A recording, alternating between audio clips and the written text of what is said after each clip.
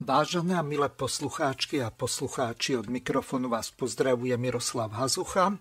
Počúvate reláciu Politické rozhovory s Tomášom Tarabom, Jurajom Moravčíkom a ich hostiami.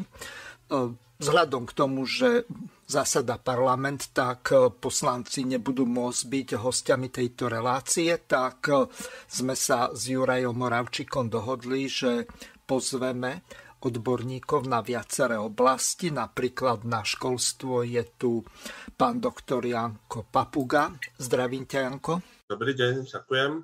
No a spoluautor relácie Juraj Moravčík, ktorého taktiež pozdravujem.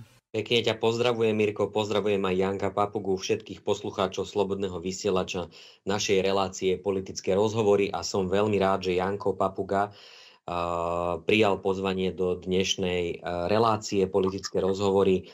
Aby som Janka trošku na úvod predstavil, je v Život národná strana, teda v Národnej strane Život, pôsobí ako vedúci pracovnej skupiny pre školstvo, pre oblasť školstva a na dnes si pripravil naozaj veľmi mimoriadne zaujímavé témy, ktoré by sme mohli ďalej rozobrať. Ďakujem veľmi pekne, Mirko, ešte raz za úvodný vstup. Fajn. Skôr ako sa dostaneme k tomu, o čom budeme hovoriť v dnešnej relácii, čiže k tomu školstvu a problémami v ňom, tak vzhľadom k tomu, že toto je relácia aj Tomáša Tarabu, tak vám prehrám jednu takú zvukovú ukážku, ktorej sme sa venovali asi pred nejakými 2-3 mesiacmi, keď bol hosťom Tomáš Taraba.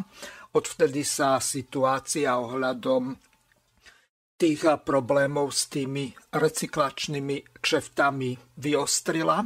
Dokonca Tomáš Taraba predložil jednu takú zmenu zákona alebo skôr nejakú novelu. Tak si to vypočujeme a potom nám Juraj povie, že ako sa v tejto veci pohli informácie, či ten zákon vôbec prešiel do ďalšieho čítania a aký osud bude s tým návrhom zákona, ktorý predložil Tomáš Taraba. Tak si to vypočujeme. To je absolútne vrchol, že dnes funguje systém zálohovania plastových fľaš tak, že vlastníkom sú 4 súkromné asociácie. Jedna asociácia je de facto, jej členmi sú veľké obchodné reťazce, druhá asociácia najväčší výrobcovia alkoholických a nealkoholických nápojov. A aby ste, vážení poslanci, vedeli, ako tento podvodný systém funguje a pod čo sa Budaj podpísal a čo nám sem do parlamentu doniesol, tak tá zálohová spoločnosť, tá recyklačná spoločnosť má právo vydávať tie Z-ka. A keď nedostanete Z-ko, vy nemôžete na Slovensku predávať de facto žiadne alkoholické ani nealkoholické nápoje, ktoré by išli do obchodných reťazcov. Je to nelegálne. Takže táto tzv. Recyklačná spoločnosť, čo sa tvári, že oni zálohujú plastové fľaše, oni v skutočnosti rozhodujú o tom, kto bude a kto nebude na Slovensku predávať nápoje. Pretože Budaj, tým, že nám to sem podhodil, tak Budaj dal monopol tejto spoločnosti, ktorú vlastnia 4 súkromné asociácie. A môžem vám povedať prípady malých a stredných podnikateľov slovenských, ktorí v tomto sektore boli 10-15 rokov činní a ktorí zlikvidovali. A zlikvidovali ich tak, že sa nevedeli dostať, alebo majú vážne finančné problémy, pretože ak nedostanete týždeň, mesiac, 2 mesiace, 3 mesiace to Z-ko, tak jednoducho vám zničia váš predaj. Takto toto funguje. A ja sa pýtam, z akého dôvodu teda ten falošný demokrat Budaj si dovolil nastaviť systém tak, že mohli ste počuť tento rok. Poviem vám príklad, ak si Poliak kúpi plastovú fľašu niekde na pumpe pri Žiline, lebo prechádza do Rakúska, do Talianska a tú plastovú fľašu vyhodí v Rakúsku, už nikdy v živote tú plastovú fľašu ten systém nemusí vrátiť. Tie peniaze, tých 15 centov, nemusí ten systém nikomu nikdy vrátiť. Takže je úplne jasné, že vždy sa viac fliaš predá, ako sa vráti. Vždy. A tento rok tam zostanú desiatky miliónov eur na účte tej firmy. Keď som sa pýtal tu niektorých zástupcov koalície, že nech donesú teda nejaké údaje, tak došli na to, že oni tam nevedia poslať NKÚ, lebo Budaj to tak nastavil, že tá firma nespadá pod kontrolu NKÚ. Takže každý je odkazaný iba na to, že čo táto firma poskytne ako nejaké výsledky. Druhá vec, ktorá je dosť podstatná, že celý ten systém je postavený tak, aby zvýhodňoval iba veľkých výrobcov. Aby vám bolo jasné, každý jeden subjekt, ktorý naflaškuje nejaký nápoj, nie že ho predá, ho naflaškuje a dá do obchodnej siete, musí zaplatiť 15 centov. Takže všetky malé a stredné firmy, ktoré nie sú tak kapitálovo silné, boli enormným spôsobom zaťažené, pretože dotujú ten systém 15 centami. Ešte raz, máte prázdnu flašku, ktorú niekde vo svojej výrobe naflaškujete, naplníte ju obsahom, dodáte ju do nejakého obchodného reťazca, dáte ju inak povedané na trh a ten výrobca musí zaplatiť 15 centov. Bez toho, že by jednu jedinú flašku predal. A takto ten systém finančne zaťažil slovenských výrobcov, ktorí nemajú to šťastie, že za nimi by stali nejaké veľké kapitálové spoločnosti. A tieto firmy malé slovenské, ktoré sa tým živili 10-15 rokov, sa zrazu dostali do vážnych finančných problémov a prosia vyslovene, že či tá spoločnosť, ktorú vy ste nazvali recyklačná, teda, že má úlohu recyklovať, tak táto spoločnosť v skutočnosti má za úlohu rozdávať zetka, sprístupňovať, či komu dovolím a komu nedovolím niečo na Slovensku predávať. A spraviť ste z tých rukojemníkov, pretože si pozrite, 10 fľaše vracajú. Vracajú sa len vo veľkých obchodných reťazcoch. Tým pádom ste opäť znevýhodnili malú slovenskú sieť, pretože ak niekto raz ide vrátite fľašu iba do veľkých sietí, no tak čo tam urobí? Už logicky to tam aj minie. Takže celý tento systém je postavený tak, aby zlikvidoval slovenských výrobcov, aby na tom profitoval kadekto iný len nie štát. Tých 15 centov, keď si zoberiete, aké oni tvrdia, že miliardu plechoviek, miliardu plastových fliaš ročne umiestnia na trh, tak si to vynásobte krát 0,15, ak budeme teda veriť ich údajom, aj tam je viacero otázok. A tieto peniaze, keby to bola štátna inštitúcia, končia niekde na účte pokladničnej správy, tak to zrejme končia na účte nejakej, ktorý je niekde otvorený nejaké komerčnej banke, idú tam úroky a takto to celý niekto dotuje. Potom to viete, ak funguje? Aby ste mali predstavu, čo ste spravili, tak tieto firmy slovenské, alebo kto chce teda na Slovensku predávať, tak musí normálne robiť výkazy. Oni musia robiť výkazy, ako keby ste exportovali výkazy DPH na nejakú súkromnú firmu, ktorej budú musieť slovenské podnikateľské subjekty poskytovať všetky údaje, koľko predajú, koľko nepredali. No a tretia vec, ktorá je úplne zvrátená, tak zo zákona vznikla táto recyklačná spoločnosť a štát vo vedení tej firmy nemá nikoho. Majú tam v dozornej rade niekoho a vo vedení tej firmy není nikto, ktorý by reprezentoval štát. A 50% príjmov tej firmy môže ísť na tzv. Správu a obhospodarovanie toho systému. 50% si tam oni potom rozhodnú. Takže z tých, 70%, čo sa vráti, tých recyklovaných fliaž a plechoviek a podobne, ale 100 bolo vyexpedovaných, takže tých 40-45 miliónov, oni si o 50% tak povedia, že vede na správu systému. Takže preto asi vidíme tie reklamy, že recyklujte. Však teraz som videl niekde túto billboard, ak som išiel, ministerstvo vnútra nám odkazovalo, že sme tu pre vás na billboarde. Ministerstvo vnútra odkazuje, ako keby štátu mali pre niekoho iného. To není nič iné, len vyťahovanie peňazí. Takže toto sú otázky, že prečo ten systém ste nastavili takýmto spôsobom. A ak ste to urobili zámerne, tak určite sa postavíte proti tomu, aby tu došlo k zmene. Nikto nemal najmenší problém s tým, aby sa na Slovensku recykloval odpad, aby čo najmenej plastových fľaš sa potulovalo po ulici, po potokoch a podobne. Ale aj tu vzniká tá otázka, že koho majetkom je teraz vlastne ten odovzdaný plastový obal. Opäť tej spoločnosti, ktorá to speňaží, opäť z toho majú príjem, opäť z toho štát nemá absolútne nič. Takže aby som to ešte raz teda zhrnul. To, čo ste zaviedli týmto tzv. recykláciou plastových obalov, tak ste v skutočnosti urobili, že ste dali monopol firme, ktorá určuje, kto na Slovensku bude a nebude predávať. Totálny monopol. Vy, ktorí ste si tu napríklad urobili kariéru na tom, jak vykrikujete, že áno, že vznikla na Slovensku zdravotná poisťovňa Dôvera a štát prikázal poistencom sa vlastne poistiť a vlastne oni z toho majú perpetuum mobile, že na jednej strane zo zákona sa im generujú nejakí poistenci a následne oni si z toho nechávajú nejaký zisk, tak vy ste ešte obrúdnejší rozmer vytvorili pri tomto systéme, pretože zo zákona ste prikázali ľuďom, aby recyklovali, zo zákona ste prikázali slovenským výrobcom, aby odvádzali tie peniaze, súkromnej spoločnosti de facto, nad ktorou štát nemá žiadnu kontrolu a ktorá má právo určovať, kto na Slovensku bude a nebude mať to zhetko do tých automatov, pretože keď raz oni nedajú niekomu zhetko, lebo sa im niekto znelúbi, počúvame, kadejaké údaje od nich pýtajú, len na to, aby mohli teda predávať, ktoré hraničia s tým, že pomaly majú ukázať svoje know-how. Ak vidia, že niečo sa predáva, tak sa takto ľahko dostanú k tomu, aké tam zloženie tých nápojov. Toto je absolútny škandál, čo sa tu nastavil. A tak, ako to viacerí aj tu poslanci mimo kamer povedali, to ten z najväčších podvodov, ktoré na pôde tohto parlamentu vznikol. Takže myslím si, že vy, ktorí ste boli takí uveličení od Budaja, tak vidíte, že to je fejkový demokrat. Takže tak, jak je fejkový demokrat, jak je fejkový bojovník proti komunizmu, tak je presne takýto fejkový bojovník proti znečisťovaniu, pretože toto nemá so znečisťovaním nič. Toto je systematický podvod nastavený proti slovenským výrobcom a verím, že to týmto zákonom upravíme. Ďakujem. Počúvate Slobodný vysielač. Rádio, ktoré vás spája. Aj keď sa v podstate Budaj s tou jeho 11 oddelil od Matoviča, ale v podstate toto je kauza Olano. Matovič môže úplne zbytočne vykrikovať, že dá, povedzme, každému, kto príde voliť po 500 eur, lebo oni nekradnú.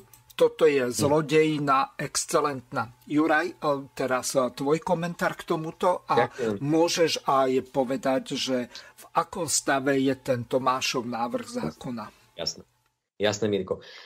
Mirko, veľmi pekne ďakujem aj za prehranie uputávky, respektíve v výstupu Tomáša Tarabu, predsedu Národnej strany Život v Národnej rade na poslednej schôdzi.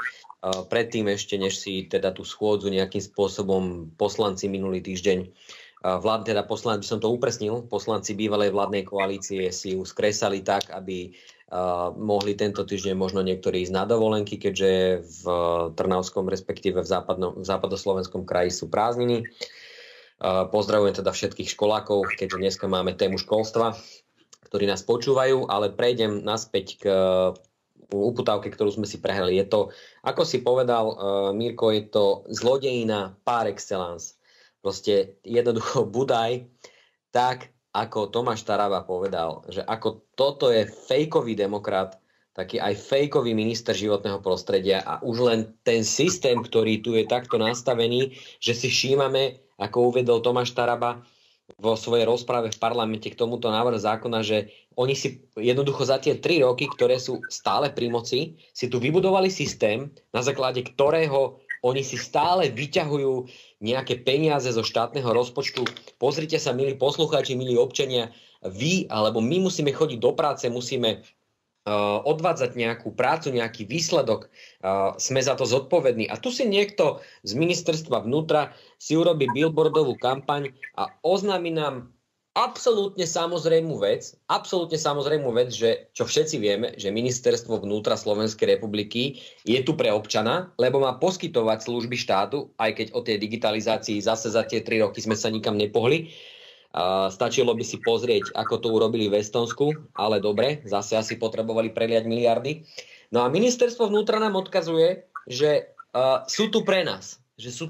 A za to slovenský štát, za to Slovenská republika platí a za takúto billboardovú absolútne nezmyselnú kampaň, len teda potrebuje si asi niekto zarobiť zase, ukrojiť si zo štátneho rozpočtu z peňazí nás všetkých, na to, aby boli niekde vyvesené billboardy. Niektorá spoločnosť za to niečo zinkasuje, možno za to niekto dostane nejakú províziu, alebo čo, neviem. No ale vráťme sa k Budajovi. Tento fejkový demokrat o ktorom momentálne je asi každému úplne jasné, že teda na základe toho, čo vyšlo najavo, že bol príslušníkom EŠTB a ako fungoval za bývalého režimu, tak asi je veľmi zvyknutý, alebo má to v DNA, že dokáže nejakým spôsobom ten systém, v ktorom on pôsobí, ohýbať natoľko, aby bolo účelovo dosiahnuté sa k nejakomu výsledku. Napríklad pri tak obyčajnom jednoduchom pohľade na to dobrej veci, pri ktorej mnoho poslancov predpokladám za to zahlasovalo, v nádeji, že teda jedná sa o apolitickú vec, o recyklovanie zálohovaných plastových fliaš, aby sme sa zbavili plastov, aby sa nám to tu nevalalo. Ale čo si oni z toho spravili? Oni si z toho vyrobili jednoducho zárobkovú činnosť, kedy recyklačná spoločnosť, absolútne tam nemá štát žiadne kontrolné mechanizmy možné nasadiť na takúto spoločnosť, kde absolútne nevieme, akým spôsobom sa tie peniaze použijú, ale jedná sa o to, že v pohode, nech sa tie peniaze použijú, ale my nevieme, kam pôjdu. A prečo by výťažok z tejto kampane o očistení životného prostredia, prečo by tieto prostriedky nemal mať k tomu k dispozícii štát, ktorý by ich zase mohol investovať do nejakej verejne prospešnej aktivity, či už na pomoc životnému prostrediu, alebo nejakým skupinám, ktoré potrebujú nejakým spôsobom z hľadiska životného prostredia riešiť svoju situáciu niekde, kde je napríklad kontaminácia životného prostredia z nejakých ťažkých kovov, alebo v spodnej vode, alebo podobne. Ale nie, tu je to nastavené tak, že táto recyklačná spoločnosť vytvorená nejakou asociáciou, v podstate tých 15 centov, ktoré sa nevrátia zo systému, si môžu s tým robiť, čo chcú, respektíve 50% si môžu investovať do tzv. Správy a do obhospodarovania tohto systému, za čo absolútne štát sa ani nevie pozrieť, čo je za tým. Čiže nejakých polovica zo 45 miliónov, ak počítam správne.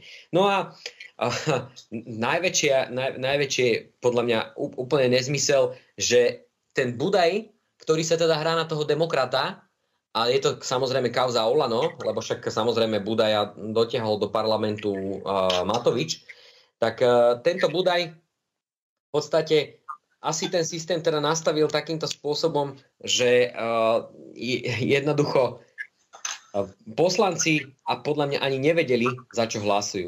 No a druhá vec je tá, že čo si myslíte, že ako bolo naložené v parlamente s týmto návrhom zákona?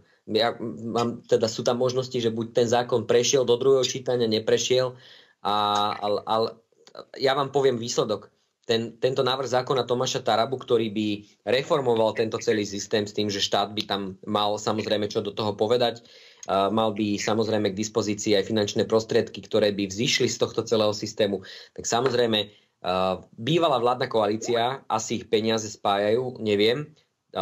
Kto vie, aké tam má kto za tým kšefty, to sa my nevieme dozvedieť, keďže tam nemôže prísať NKÚ. Samozrejme, ten zákon do druhého čítania neprešiel. Zarezali ho, bolo to 16. februára 11:39 na hlasovaní. Ľudia, posluchači, pozrite si to pokojne na web stránke Národnej rady rsr.sk. z 83. schôdza 16.2. 177. hlasovanie, tam si môžete pozrieť, kto ako hlasoval. Ja by som len svetlá jedna výnimka, momentálne by som spomenul Romanu Tabák, ktorá teda momentálne patrí do klubu Sme rodina, ale Romana Tabák asi ako jediná, ako pozerám, áno, jediná hlasovala za návrh zákona, jediná z celej koalície hlasovala, predpokladám, že to je jediná, hej, ak dobre pozerám na prvý pohľad, bola jediná, ktorá hlasovala za zákon Tomáša Tarabu, ktorým to chcel reformovať. Čiže pozdravujem týmto Romanu Tabak a ďakujeme, že podporila náš návrh zákona, teda návrh zákona predsedu Život národnej strany.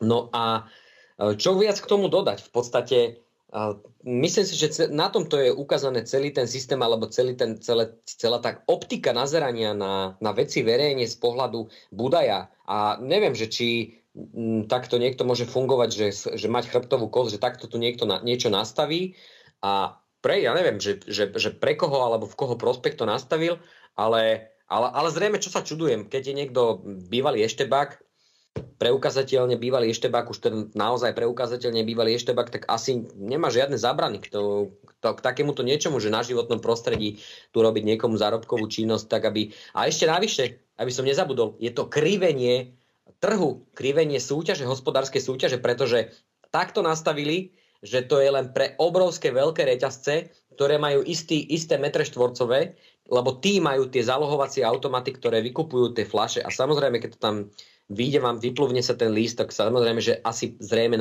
najbližšiu prevádzku, kde to miniete, tak to miniete v tom reťazci. No, takto chvíľočku strpenia. Tí malí predajcovia absolútne nemajú k tomuto dosah. Takže to je krivenie ekonomickej súťaže. Takže gratulujem, pán Budaj. Gratulujem. No ja som ťa chcel doplniť s tým, že ono je to monopolizované. Ak tie fľaše napríklad dáš do Teskového automatu, tak ten lístok môžeš použiť len v Tesku. Ak použiješ automat z Billy, tak v Bille. Ak použije z Lidla, tak výlučne v Lidli. Nikde inde. Áno. Čiže... Tá asociácia, ktorá teda vznikla na základe toho legislatívneho návrhu ministra Budaja, takto si to presne nastavila, že to je monopolizované. No dobre, ale... za doplnenie. Ale máme tu aj nejaký protimonopolný úrad, keď už tam nevie prísť najvyšší kontrolný úrad na kontrolu, tak predsa je možné sa aj na protimonopolný úrad obrátiť. A ešte mi napadla jedna vec. Ja som mal pred nejakým časom rozhovor s jedným poslucháčom, ktorý reagoval na tú predchádzajúcu reláciu, keď bol Tomáš Taraba naživo v tejto relácii. Tak on pripomenul jednu takú kurióznu situáciu, ktorá sa paradoxne opakuje pri viacerých týchto automatoch, že napriek tomu, že máš Z-ko na tej fľaši a nie je tá fľaša ani pokrkvaná, alebo plechovica takým spôsobom poškodená, že by, čo ja viem, ten čiarový kód a to Z-ko, alebo neviem, čo tam ešte všetko sníma ten automat, tak napriek tomu, že je tam všetko tak, ako má byť, dokonca tá fľaša bola kúpená aj v tom istom obchode, ten automat to nezoberie. Ja som párkrát skúšal s nejakou fľašou to urobiť takto. Nakoniec som si naivne myslel, že možno, že tá fľaša nemá nejaký patričný tvar, tak odlepil som tú nálepku, prelepil na inú fľašu a nezobralo to ani tak. A ešte najhoršie, čo sa deje, tak neviem, či je tam nejaký taký systém. Ak tú fľašu opakovane pustíš 3-krát, tak na 4-krát ju vyhodí úplne mimo. Čiže de facto prídeš o tých 15 centov. Čiže toto je ten problém, že keby ten systém aspoň spravodlivo fungoval, že zoberie všetky tie fľaše, ktoré sa tam vložia a sú typizované a majú to Z-ko. No takže asi tak, ale aby sme sa nezakecali príliš dlho. Ďakujem pekne. Ja by som ešte krátky vstup na margo tohto Budaja, lebo prepáč Mirko, ale ešte jedna téma sa mi tu otvorila, ktorú sme riešili aj s Filipom Kufom na základe aj podnetov, ktoré nám prišli v súvislosti s kanalizáciami na južnom Slovensku, na Žitnom ostrove a na ďalších častiach južného Slovenska, nielen teda na Žitnom ostrove, ale už koľké vlády sa tu vystriedali. A teraz ľudia si začínajú už pomaličky všímať Budajovú iniciatívu, ktorú predložil do schvaľovacieho procesu legislatívneho Národný park Podunajsko urobiť.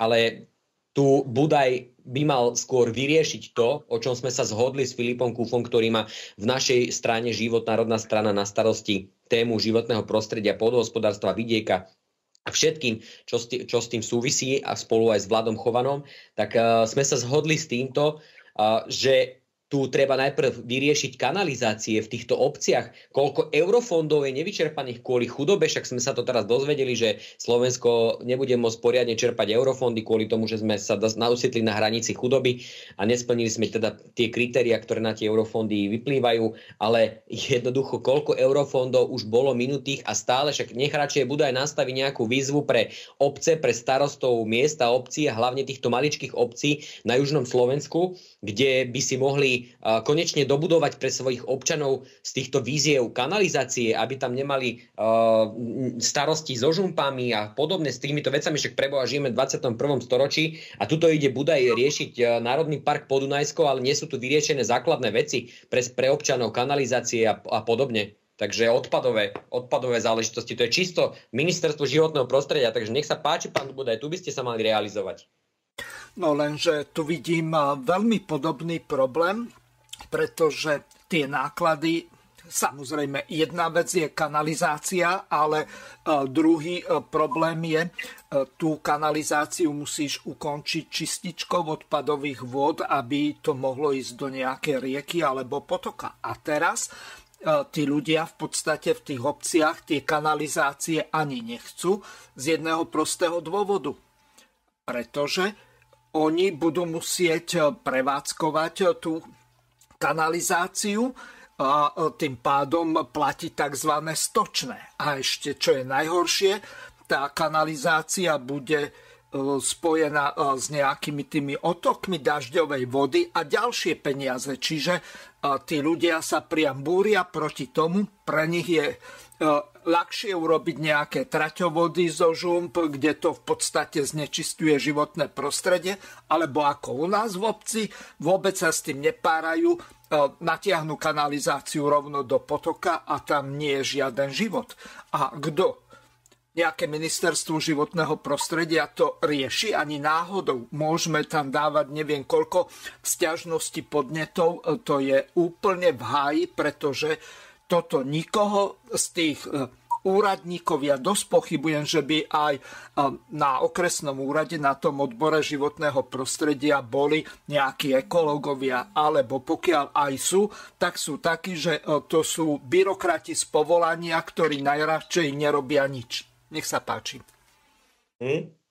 Ďakujem ti pekne za doplnenie. No samozrejme, keď vie pán Budaj vymyslieť systém zálohovania odpadových jednorazových fľaš takým spôsobom, že teda z neho profituje nie štát, ale nejaká súkromná spoločnosť, s tým, že je to do detailu premakaná schéma, tak potom nech sa pán Budaj na ministerstve životného prostredia zamyslí nad tým, ako týmto obciám pomôcť, tak aby to nezaťažovalo občana, aby sa vyriešili aj čističky odpadových vôd.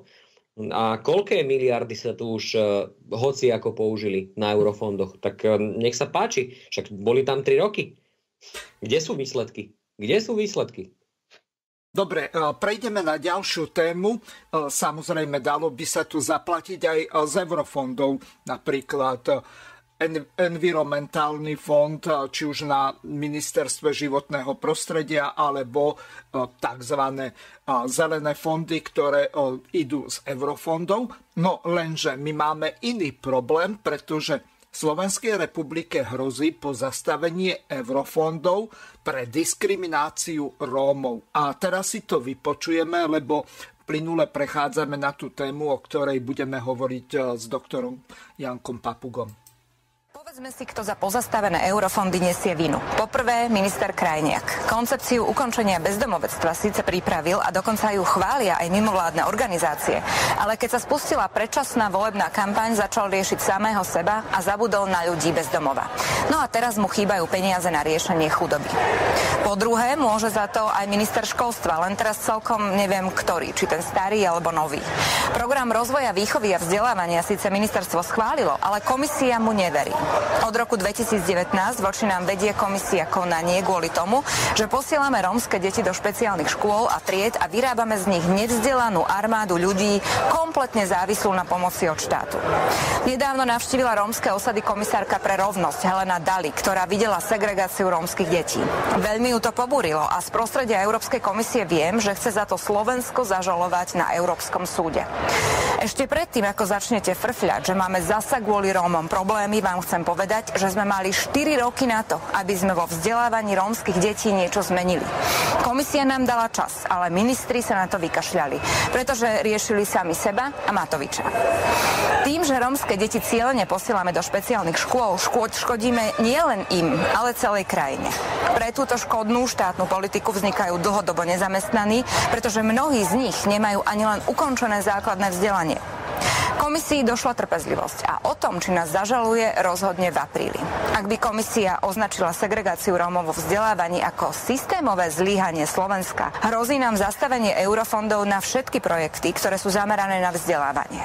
Otázka je, čo s tým môže vláda v demisii urobiť. No a po tretie, spolu zodpovedná je aj Veronika Remišová, ministerka s eurofondovým ministerstvom, ktorá mala ako prvá kričať, kým bol ešte čas, že vláda musí schváliť oba dokumenty, aby sme sa dostali k eurofondom na riešenie chudoby a vzdelávania. Teraz novinárom neodpoveda na otázky, ale už tento štvrtok bude musieť odpovedať komisii, prečo si vláda nesplnila domácu úlohu a teraz za to trpia ľudia.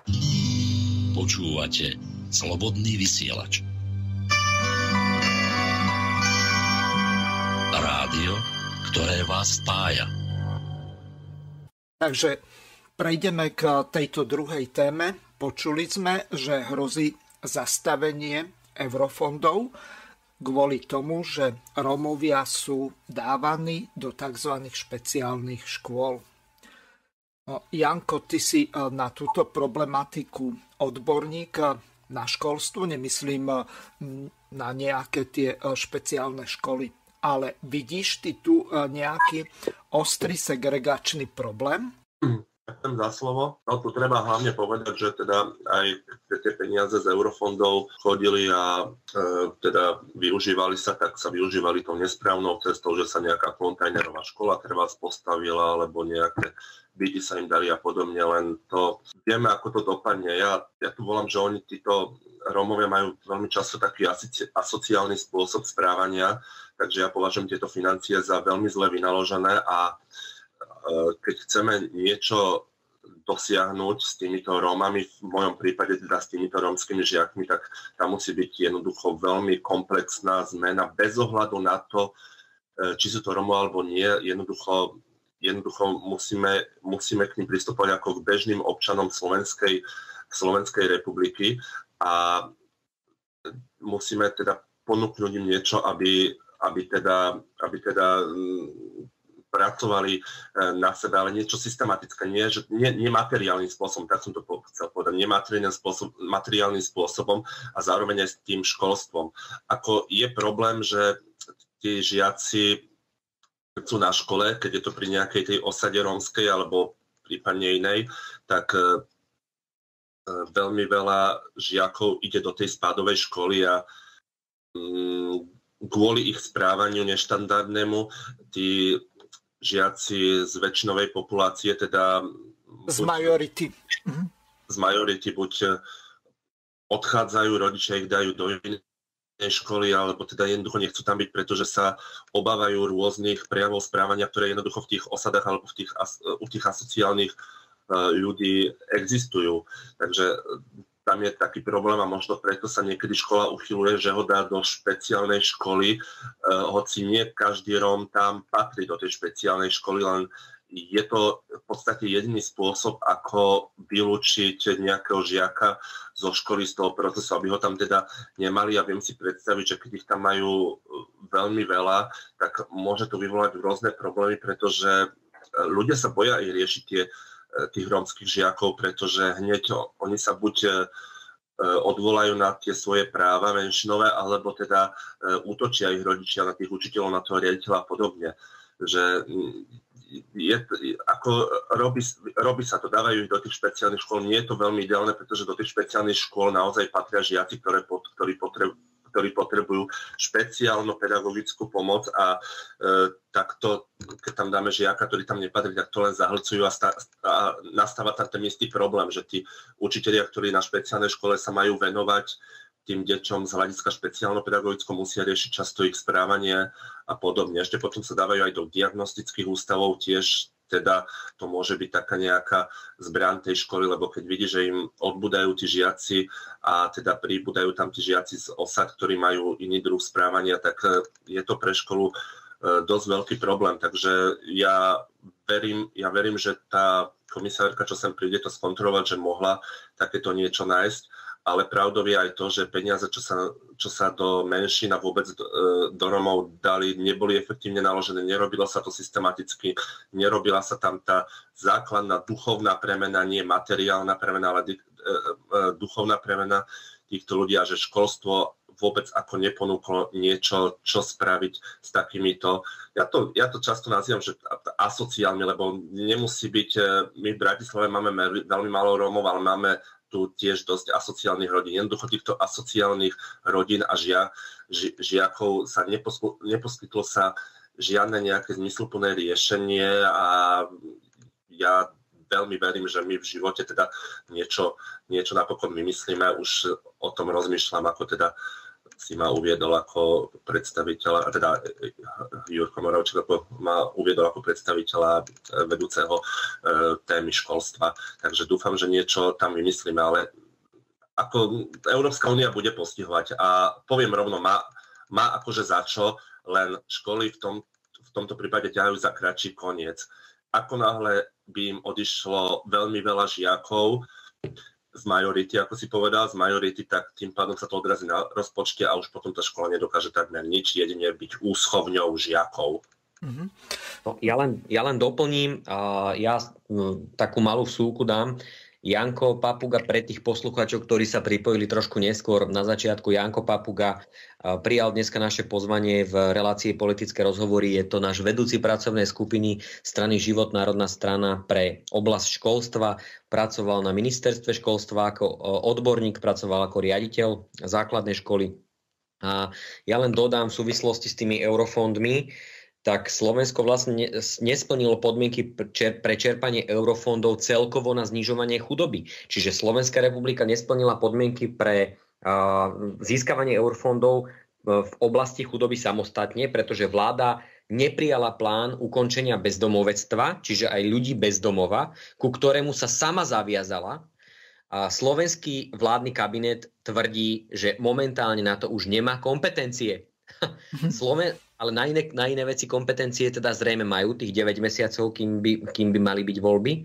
Slovenský kabinet teda tvrdí, že momentálne na to už nemá kompetencie a Slovensko tak nebude mať nárok na preplácanie eurofondových projektov, ktoré sa práve týkajú sociálneho začleňovania, čiže to tá prvá vec, o ktorej ste sa rozprávali, a znižovania chudoby, a to až do volieb v septembri tohto roku, ktoré by teda mali byť. Prostriedky z eurofondov by mali byť použité napríklad na výstavbu komunitných centier či zaistenie dostupného bývania pre ľudí bez domova, tak aby sa mohli odraziť od dna. A podľa zdrojov z Európskej komisie nebude možné takéto výdavky preplácať, ak to bude členský štát, ktorý nesplnil podmienky, požadovať. A teraz som citoval niektoré pasaže zo SITA, z agentúry tlačovej zo SITA, takže žiadny nejaký môj výmysel, ale je to z tlačovej agentúry. Takže to len aby som doplnil v súvislosti s tým, že nie je to len rómska téma, ale je to aj téma znižovania chudoby v oblasti bezdomovectva, ľudí bez domova, ku ktorému sa sama vláda pred 3 rokmi zaviazala a samozrejme tá ďalšia vláda, ktorá po odchode Matoviča z kresla predsedu vlády, aj tá ďalšia v tom svojom programovom vyhlásení vlády. No ja ťa ešte doplním. Pred nejakým časom, zhruba rok dozadu, tak som napísal jednu takú interpeláciu na ministra financií, v tom čase ešte Igora Matoviča, a na ministra sociálnych vecí, pána Krajniaka, s tým, že ma zaujímalo to, ako sa vynaložili peniaze, ktoré boli určené na tzv. Potravinovú pomoc. Pretože na to bolo vyčlenené relatívne veľké množstvo peňazí a boli rozdelené na dve časti. Jedna bola výslovne zameraná na bezdomovectvo a podporu tohoto bývania, potom nejakých tých sprch, stravy pre týchto bezdomovcov, najmä v tých zimných mesiacoch. To sa samozrejme takmer vôbec nečerpalo, ostal tam 1 milión eur. Teraz otázka možno na vás obidvoch, keď vidíme, že máme takýto problém, tak prečo sa to vôbec nerieši? My tu nemáme nejaké kontrolné orgány, ktoré by vedeli na to dozrieť, alebo nevedia tí poslanci urobiť nejaký poslanecký prieskum, aby zistili, aké množstvo je tých peňazí, koľko je z nich vyčerpaných a či na ďalšie programovacie obdobie na odstraňovanie chudoby alebo aj na tie potravinové balíčky, či sú vyčlenené nejaké peniaze. Ja mám taký dojem, že pokiaľ sa nejaké takéto peniaze na to vyčlenia, tak to je tabu a s veľkou pravdepodobnosťou sa to použije na korupciu v rómskych osadách alebo tam, kde nemusia to byť čisto len Rómovia, ale tí krajine odkázaní chudobní a takýmto spôsobom sa budú kupovať voličské hlasy za nejaký cukor, olej, múku a čo ja viem čo všetko. V krajnom prípade to ešte rozmenia na cigarety a alkohol.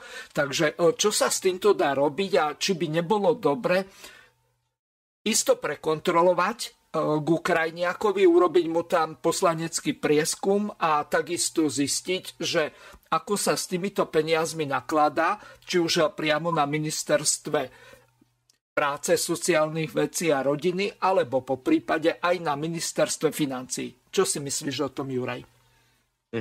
Ďakujem pekne, Mirko, veľmi trefné. Určite by to stálo za to urobiť takýto poslanecký prieskum, ale v súvislosti s touto situáciou, ktorá sa už stala, kde je jasné, že sa nesplnili kritériá, tak tu už nad rozliatým mliekom len zistí podľa mňa ten poslanecký prieskum, že čo sa nedodržalo, ale už tie finančné prostriedky z eurofondov nikto nevráti. A vieš, prečo to je preto tak?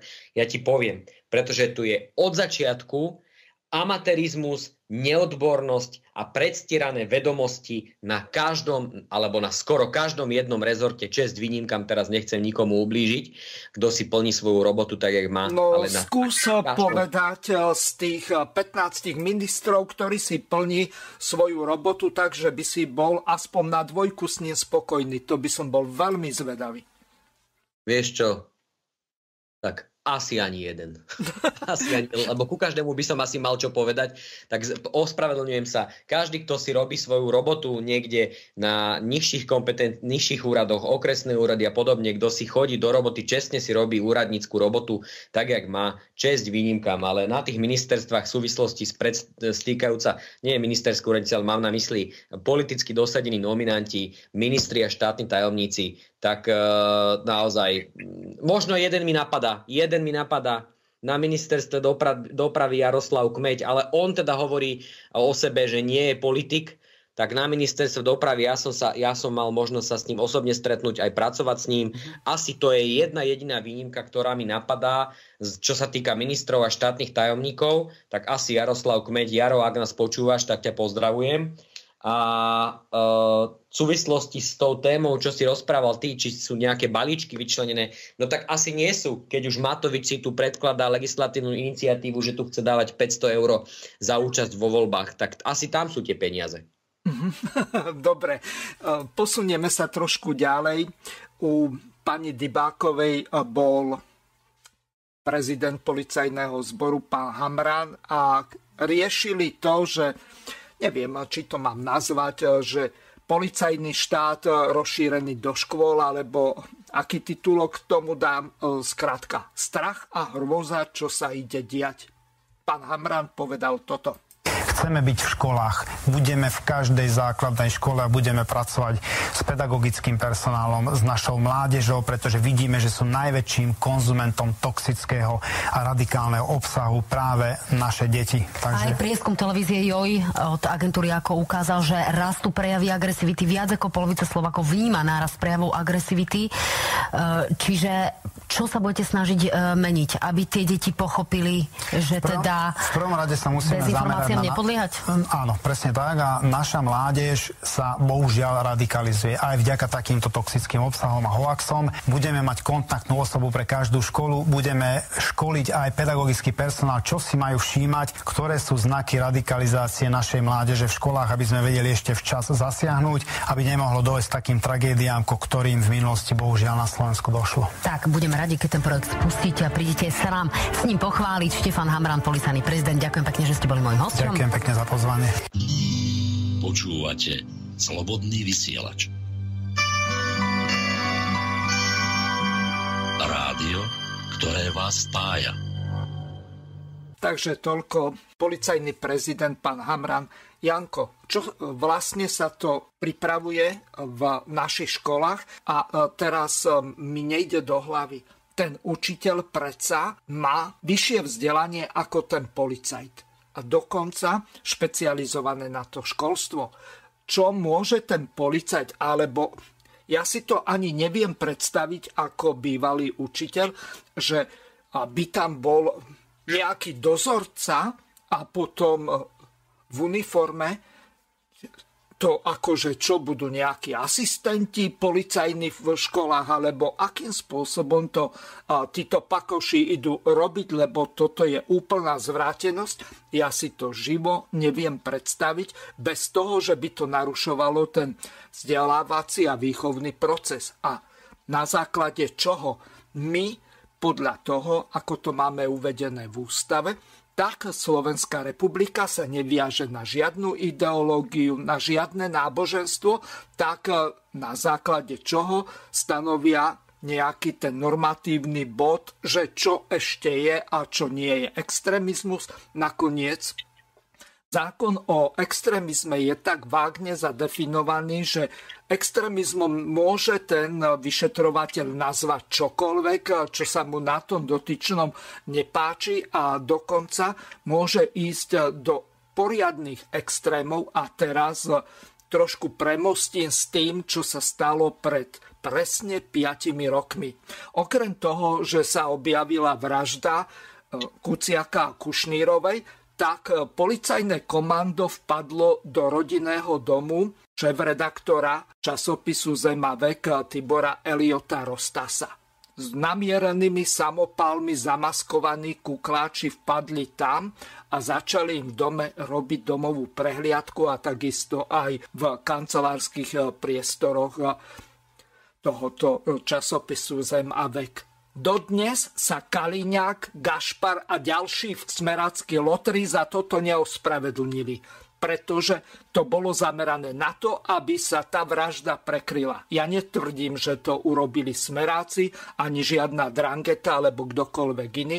Nejakí páchatelia sa našli, alebo kajúcnici, ktorí to pobrali na seba, ale toto nie je našou vecou, aby sme my riešili to, čo sa stalo. Ale toto, keď si polícia neplní svoje úlohy a vyvíja aktivity tam, kde by nemala, napríklad v školách, a pokiaľ tam nedochádza k nejakej extrémnej trestnej činnosti, najmä materiálneho charakteru, lebo učitelia sa skôr s materiálnymi škodami alebo takouto materiálnou trestnou činnosťou stretávajú. Takže toto je ten hlavný problém. My by sme mali mať policajtov v uliciach, nie v školách. Čo si o tom myslíš, Janko? No, to už riešime aj veľa mesiacov od tých dvoch kríz, ktoré nastali, že polícia pod týmto Hamranom sa stala ideologickou zložkou štátu, plní rôznu ideológiu, vieš, majú tie facebookové stránky, ktoré vedie ten jeden z toho nového času, ktorý si tam ideologicky svoje názory hovorí, keď sa pomýli, len to zmáže, ani bu, ani mu nepovie, jednoducho pranieruje tam ľudí len preto, že majú iný názor. A toto všetko oni chcú, aby sa teda v týchto školách dialo. Policajti už chodia do školy, oni chodia keď nejakú prevenciu, nejakú dopravnú výchovu, keď škola požiada, tak spravia prednášky na akékoľvek témy, ktoré súvisia s bezpečnosťou, s mládežou a podobne.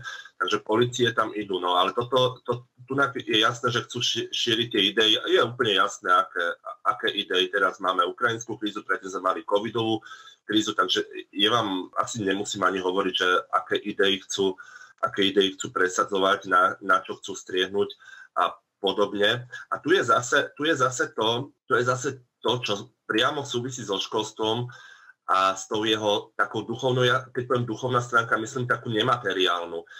Tou duchovnou stránkou, že teda nerobí sa absolútne nič v tomto totálne zdevastovanom školstve. Som rád, že Jurko nedal žiadnu známku ministeru školstva jednotku, lebo žiadny si ju nezaslúži, ani dvojku, čo si dvojku hovoril. Dvojku si vôbec nezaslúži žiadny minister, čo tu bol od revolúcie. Viac si nepamätám, lebo som bol v tej maličky, takže viac ministrov si nepamätám, ale od revolúcie... Súhlasím s tebou, Janko. Veľmi pekne ďakujem ešte raz, súhlasím s tebou, absolútne si ju nezaslúžia. A navyše, ja len poslucháčov chcem upozorniť, Janko Papuga má aj profil na sociálnej sieti Facebook. Kto má záujem o Jankové odborné komentáre v súvislosti so školstvom, aby som nezabudol, prosím, pozrite si, nájdite si ho na Facebooku, na sociálnej sieti. Jeho verejný profil je Jan Papuga Život NS, ako Život národná strana, čiarka školstvo. Janko, dobre som ťa uviedol? Dobre je tento profil? Takto sa presne volá.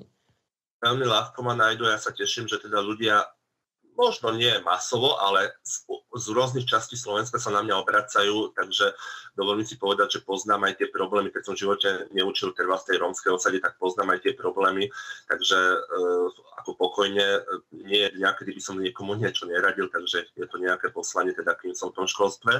No a hovorili sme, o čom sme to hovorili, o tej policii viem, ale keď som to skončil, že je úplne jasné, že oni tam chcú šíriť tú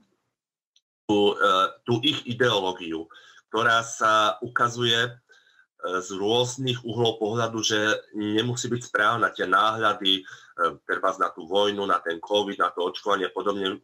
Už videli sme a vidíme aj v zahraničných médiách. Dobre, nebudem teraz akože tie alternatívy, ktoré považujú za nejaké zlo niektorí ľudia, tak poďme do tých zahraničných médií, kde už sa otvorene rozprávajú tie veci, ktoré tu nemôžete akože vysloviť. A oni práve toto chcú. Hamran a škola, to ja si neviem akože predstaviť. Ja som veľmi rád, že momentálne do tých škôl chodia tí policajti a naozaj sú veľmi slušní a veľmi pekne rozprávajú o téme, ktorá je. Ale toto, keby chcel spraviť, tak to je akože... Ja aj to som chcel, že to súvisí s tým školstvom, že áno, tieto deti aj vďaka médiám, aj vďaka politikom, pozor, nie vďaka rodičom, vďaka mne, učiteľovi, vďaka Mirkovi, bývalému učiteľovi, ale vďaka politikom, vieme ktorých, a vďaka médiám, strácajú ten zmysel pre tú takú úplne základnú pravdu, že spochybňujú strašne veľa a upadávajú naozaj potom do takého poznania, kde naozaj už pochybujú aj o tých objektívnych pravdách, ktoré sú niektoré pravdy, ktoré sú objektívne. A toto práve z nich robia tí novinári, tí politici a tí žiaci jednoducho tam nie sú učení tomu kritickému mysleniu, ale v tom obrovskom rozsahu, nie že kritické myslenie, že toto povedala vláda, že je dobré, tak to bude dobré. Toto povedala, že je zlé, ale kritické myslenie je úplne niečo iné. To je strašne zaujímavá metóda, ktorá sa dá v podstate veľmi ľahko rozvíjať, len sa to roky nerobí. Teraz bez ohľadu na COVID a Ukrajinu, ale mali sme strašne veľa aj takých všelijakých správodajských informácií, ktoré naozaj bolo treba, alebo poviem lepší príklad, poviem tie reklamy všelijaké na zväčšovanie svalov a čo ja viem, na rast vlasov a podobne, že tu chýba systematické kritické myslenie, rozvíjanie v tom najširšom význame slova, ale Hamran to chce asi zrýchliť a chce svoje kritické myslenie rozvíjať spôsobom ideologickým. Je to veľmi nebezpečné, veľmi nepríjemné. Ja dúfam, že ja ten projekt nemám ako predstaviť, lebo zatiaľ som počul o neho len takto z tejto relácie, že možno to bol len nejaký výstrel do vzduchu alebo podobne, pretože myslím, že aj keď idete na školu, nejaký policajt alebo niečo, že malo by to byť nejako zákonom ošetrené, lebo nejaká bežná vec to nie je. Keď ide policajt na školu prednášať o nejakej bezpečnostnej téme, to je úplne v poriadku, ale toto musí byť nejaký zákon a myslím, že táto vláda už, teda ak sa nestane niečo veľmi zlé, tak už nebude schopná nejako takto rozhodovať a len sa spraví okolo toho rozbuška, čo zase prinesie popularitu alebo nejaké body tomu Hamranovi, prípadne tomu PSK, do ktorého pravdepodobne vstúpi alebo nevstúpi a tak ďalej. Takže je to veľmi, veľmi nebezpečná vec riešiť ideológiu s policajtmi. Ako si povedal, oni na to nemajú ani školy, oni jednoducho sú zameraní aj tak, že isté veci, isté tie pravdy musia prirodzene ich musia zastierať, pretože sú policajti. Oni nemôžu rovno povedať, že nesúhlasím s vedením Hamranom a podobne. To nemôžu, lebo to potom by nemohli policajt a tam musí byť tá lojalita, byť naozaj nejako, to je nejak čo ako vojaci, že jednoducho, keď im povedia, musia to spraviť, oni sú tak vycvičení, keď nechcete byť vojakom policajtom, jednoducho odídete. Takže tam to zase ja chápem, ale toto by bolo veľmi, veľmi veľa, že by policajt kázal, čo je správne. Neviem, ako by to spravili. Ja vám poviem jeden taký maličký príklad. Ja mám v jednej triede mám Ukrajincov aj Rusa, úplne v pohode komunikujú, dokonca ten Rus vďaka tomu, že tí Ukrajinci menej nevedia po slovensky, tak on mi prekladá isté veci a podobne. A jeden deň mal na sebe ten dres, taký športový, on je športovec a mal tam ruskú zástavu a ruský nápis, ale taký nápis, že akože názov klubu toho, ktorému sa venuje. Potom druhý deň bolo to hlasovanie, že Rusko je teroristická krajina. A druhý deň som sa opýtal, že kde máš to tričko, že ja som sa ho bál dať, že som si ho radšej už vyzerkol, lebo to zakázali. Takže keby už táto polícia vtedy bola na škole, tak chlapec by mal problémy, hoci je to veľmi slušný chlapec, veľmi dobrý, neviem, za akým účelom prišiel na Slovensko z Ruska, ale vôbec tam nie sú žiadne spory, nikto nič nemá, úplne sa pekne akože zaradil. Keby tam bola tá polícia, tak by už naháňali žiakov. Toto je cieľ? No, aj učiteľov, dobre, ale my sme už nejako dospeli, ale aj žiaci. Je jasné, že tí žiaci, oni nemajú ešte takú skúsenosť, tak občas povedia, že Putin super, Ukrajina super, Zelenský je najlepší a podobne. Že oni občas prelieknú sa takéto, no a my sme tam na tí učiteľi, aby sme sa o tom porozprávali objektívne a podobne, len väčšinou na to nie je čas, keďže osnovy sú úplne zle spravené, len to je zase iná téma. Takže ja si myslím, že tento Hamran si to takto predstavuje, ako robí tie hoaxy a podvody na Facebooku, ako tam robí propagandu ten jeden polovzdelaný novinár, tak chce toto spraviť na školách a asi mu je aj jedno, že či potom, čo sa bude diať v uliciach bez policajtov, keď budú na školách. No, pripomeniem našim poslucháčom, že máme za sebou polovicu relácie. Táto druhá časť je už kontaktná aj hlasovo, to znamená, pokiaľ máte záujem, tak môžete našim hosťom zavolať telefonicky na číslo plus 421 910 473 440. Pokiaľ chcete, môžete využiť aj spárované aplikácie, to znamená WhatsApp, Signál, Telegram. Janko, prišla na teba celkom dobrá otázka od poslucháča Ruda z Oravy, ktorý sa pýta. Pán Papuga, chcel by som sa opýtať, čo si myslíte o sexuálnej výchove na školách. Podľa mňa je to čisté vymývanie mozgov a navádzanie detí na transgenderové úchylky. No, tu môžem odpovedať, lebo v tejto téme mám tiež úplne jasno. Treba rozlišovať sexuálnu výchovu a genderovú výchovu. Sexuálna výchova je taká, že aby teda deti v istom veku sa nejako chránili, aby teda vedeli, že dieťa je mať zodpovednosť, aby sa starali o svoje intimné partie, alebo aby vedeli, čo sa deje s ich telom a podobne. Tá tu bola už aj v komunizme, takže to ako sociálne, normálne to bola bežná súčasť vyučovania, najmä na tej biológii, sem tam na telesnej výchove sa o tom hovorilo, keď napríklad sa preberalo nejaké literárne dielo, ktoré súviselo s láskou, tam sa to preberalo, takže to bolo. Toto druhé, čo je, to je novinka z tých posledných rokov, že teda bude sa presadzovať genderizmus, bude sa presadzovať to, že máme rôzne pohlavia a podobne, teda v podstate sa budú presadzovať nevedecké názory. Takže proti tomuto by som aj veľmi bol, pretože táto vec, že keď náhodou existujú naozaj deti, alebo teda mladí ľudia, ktorí sa cítia, že sú neznámi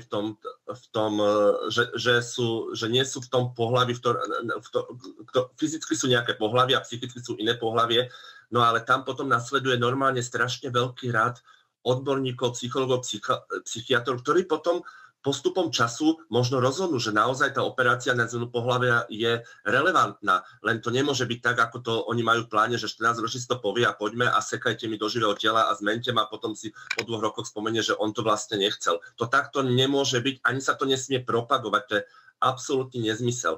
No a čo sa týka tej sexuálnej výchovy, je taká zaujímavosť, že keď máte všelijaké tie iné predmety, matematika, telesná, náboženstvo, Mirko, tuším, nie? Takže keď máte všelijaké tie predmety, vždy sa hovorí individuálny prístup v tých predmetoch. Aj v matematike, že individuálny prístup, že nepočítaj naraz pred celou triedou, ale poďme individuálne. A prečo zrazu sexuálna výchova sa má na hodinách robiť kolektívne, keď to je to najintimnejšie, čo môže byť? Keď už tak nech sa robí táto sexuálna výchova tak, že niekto robí pedagóg naozaj, ktorý má na to vzdelanie, ktorý je blízky k tej téme, napríklad ten biológ, alebo teraz sa dávajú do škôl tak hromadne, ešte nedostatočne, ale dosť hromadne sa dávajú tie inkluzívne týmy, ktoré majú špeciálneho pedagóga, psychológa, tak nech si zoberie 2-3 skupinov, rozprávame, ale nie teraz kvôli tomu, že máme zase v tých medzi asociálmi pár deviácií sexuálnych, že budeme teraz celú triedu, ktorá nemusí byť pripravená, nechce sa o tom rozprávať, alebo chce sa s rodičmi o tom rozprávať a podsúvať im takéto niečo. Všeobecne môžeme, ale takéto konkrétnosti, že no ja by som si asi neželal, aby môjmu synovi hovorili, že ty keď chceš, môžeš sa dať teleoperovať a môžeš sa volať Hruška, alebo budeš Hruškou a podobne. To ja si absolútne neželám, to je úplne nezmyselné. A keď chceme takú sexuálnu výchovu mať nejakú efektívne, ja to volám výchovu k rodičovstvu, lebo to je také krajšie, tak sexuálna výchova, lebo ja presne by som vedela nastaviť program, aby to nepoškodilo ani konzervatívcov, ani liberálov, by som vedela nastaviť program tejto výchovy, aby sa to volalo výchovou k rodičovstvu, ale je to intimná záležitosť, preto ak si niekto myslí, že nahrnieme všetky dievčatá do 7. ročníka k lekárke, ktorá bude hovoriť o menštruácii a podobných záležitostiach a bude z toho nejaký efekt, lebo to bude len jednorázovo, lebo väčšinou tá škola nemá čas pravidelne robiť sexuálnu výchovu, tak ak si myslí, že to pomôže, tak to nepomôže. A zase úplne pravidelne robiť sexuálnu výchovu, treba s formou hodiny, tiež to nemusí byť, pretože je to intimná záležitosť. Niektoré deti sa nechcú o tom rozprávať z ideologického hľadiska, kvôli rodičom sa nechcú rozprávať, alebo im je to trápne rozprávať, alebo ešte nie sú dostatočne vyspelé, aby sa rozprávali. Takže určite nejakú formu výchovy k rodičovstvu, alebo teda výchovy dospievaním, alebo sprievodcom dospievaním by som prijal a vedel by som ju nadstaviť, ale určite nie takéto veci, čo ešte nie sú overené, hoci nám to chcú presadzovať, že máme niekoľko pohlaví, môžeme sa hocikedy zoperovať, že rodičom sa ani nemusíme pýtať, že keď sa cítim ako nejaký diabol z pekla, tak sa môžem tak obliekať a podobne. Nie, to ja naozaj odmietam, ale aj konzervatívci si musia uvedomiť, že nejaká tá forma takejto výchovy musí byť, ale najlepšie by bolo ju individualizovať, že keď napríklad máme nejakú školu, kde zrazu sú prudké tehotenstva, kde sú nejaké incesty a podobne, tam už nech zasiahne ten tím a poďme to individualizovať a pomocou odborníkov riešiť. Nie v celej triede, no deti, povedzte, či je správne v 14 mať prvý sex alebo niečo také. To naozaj nie, to nie je show sexuálna výchova. To je zložitý pedagogicko-psychologický proces, ktorý nemôže robiť každý a už vôbec nie nejaký influencer, čo bude niekde z ulice pozvaný a bude hovoriť hodinu pred triedou a ešte vyhodí učiteľov odtiaľ. Bez dovolenia rodičov. No, teraz si mi krásne nahral na jednu takú humornú ukážku. Poradca pani profesorky Nerudovej, ktorá v Českej republike kandidovala v rámci prezidentských volieb, tak v jednej rozhlasovej relácii povedal nasledovne. Ten sa nevyzná absolútne v ničom. Když jako poslanec nebo poslankyně nebo veřejný činitel otěhotní, což bylo jedno z témat, jsem řešil s paní Nerudovou. A co byste třeba z toho, kdyby ona otěhotněla a třeba by letěla raketa jako na Prahu zrovna, ona by musela jako dát nějaký, stisknout to červené tlačítko, zrovna by byla třeba, já nevím, vyzvedávat svoje dítě ze školky, nebo by rodila, nebo by měla nějaký bolesti, prostě to jsou ty otázky, které... Nebo menstruaci třeba. Pardon? Já jsem nerozuměl, ještě jednou. Menstruaci. Že by mohla, nerozumím. Že by mohla mít ta prezidentka třeba menstruaci. Co to je? Menstruace? Co dělat, když jako poslanec nebo poslankyně nebo veřejný činitel otěhotní, což bylo jedno z témat, jsem řešil s paní Nerudovou. A co byste třeba z toho, kdyby ona otěhotněla a třeba by letěla raketa jako na Prahu zrovna, ona by musela jako dát nějaký, stisknout to červené tlačítko, zrovna by byla třeba, já nevím, vyzvedávat svoje dítě ze školky, nebo by rodila, nebo by měla nějaký bolesti, prostě to jsou ty otázky, které... Nebo menstruaci třeba. Pardon? Já jsem nerozuměl, ještě jednou. Menstruaci. Nerozumím. Že by mohla mít prezidentka třeba menstruaci? Co to je? Menstruace? No. Říká se tomu své dny, že má třeba žena své dny, to jsi neslyšel nikdy? Návštěva tety ze Sovětského svazu. Se úplně ztrácím, jako je to nějaká politická věc, nebo je to nějaká pravomoc prezidenta, nebo... Schválne som to dal dvakrát, aby ste si to vypočuli. A tento by si zaslúžil asi výchovu k rodičovstvu alebo sexuálnu výchovu, lebo to je blbná pohľadanie, ale neviem, či sa chcete z tomu vyjadriť. No, keď ja sa k tomu rád vyjadrím. Vôbec neviem, kto to je, ale zaujímalo by ma jeho vzdelávanie, pretože nedá sa to prehliadnúť na biológii základnej školy a tuším, biológia je vo veľkej časti aj stredných škôl. To je, buď má ten človek nejakú vážnu poruchu učenia, alebo vyrastal v nejakej, viete, teraz sú také tie domáce školy a tie domáce školy učia tak trošku inak a možno, že bola to domáca škola nejako ideologicky zameraná, že nemohli o tom rozprávať, alebo niečo, pretože to sa nedá prehľadnúť, to sa učia v 7. ročníku, alebo jednoducho na 2. stupni základnej školy sa to stále omiela dookola ako menštruácia, pretože to súvisí trošku aj úplne to súvisí aj s hygienou, takže to keď je realita, tak ten chlapec naozaj musí byť veľmi slabúčky študent a dúfam, že nezíska nejakú veľmi dobrú funkciu. No ja len k tomu dodám k tejto téme v súvislosti s touto výučbou a so zmenou pohlavia a podobne, ako niekto môže narušiť jemnú detskú dušu rôznymi ideologickými nezmyslami. Ja len pripomeniem správa, ktorá vyšla v TASR 26. januára. Britská vláda v tom čase plánovala zablokovať školský návrh zákona uľahčujúci zmenu pohlavia len nejakým byrokratickým papierom. Ale naproti tomu minister Lengvarský, nominant Olano Matoviča, ktorý momentálne asi vedie džihad proti LGBTI iba na sociálnych sieťach, respektíve na sociálnych sieťach a tvári sa, že je konzervatívny a že jeho vláda tu bola konzervatívna, tak ako aj pani Záborská, ktorá nič konzervatívne a kresťanské nepresadila, tiež za Olano sedí v parlamente, tak taký Lengvarský, minister zdravotníctva, 8.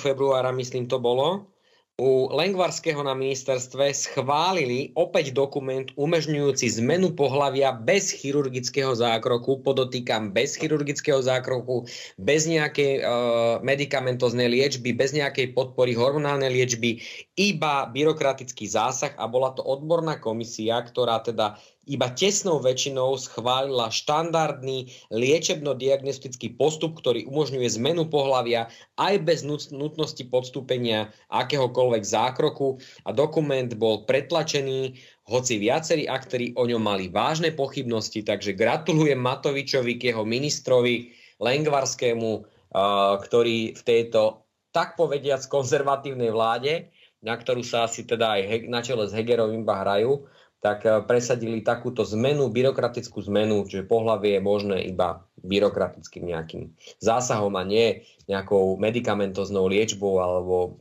podpornou liečbou pre takéto osoby. Takže toľko len dodám k tejto téme, páni, ale nechávam odborné vyjadrenie na Jankovi Papugovi, ktorý je našim vedúcim pracovnej skupiny pre obraz školstva v rámci Život národná strana. Janko Papuga, prepáč, že som ti do toho vstúpil.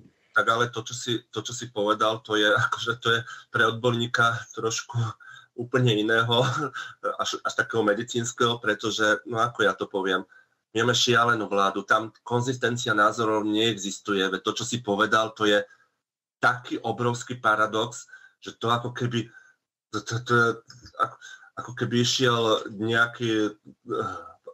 išiel pápež na návštevu do nočného klubu. To je absolútne nekonzistentné, to je jednoducho šialená vláda, to potom sa nečudujme, že čo sa deje so školstvom, ale tak to sa deje dlhšie, len pozor, toto chcem na to upozorniť aj všetkých poslucháčov, aj všetci tých, čo si myslia, že školstvo nič, že to je len o platoch, že toto všetko prechádza na tie deti. Hovorím vám to z reality, nefungujem len na jednej škole.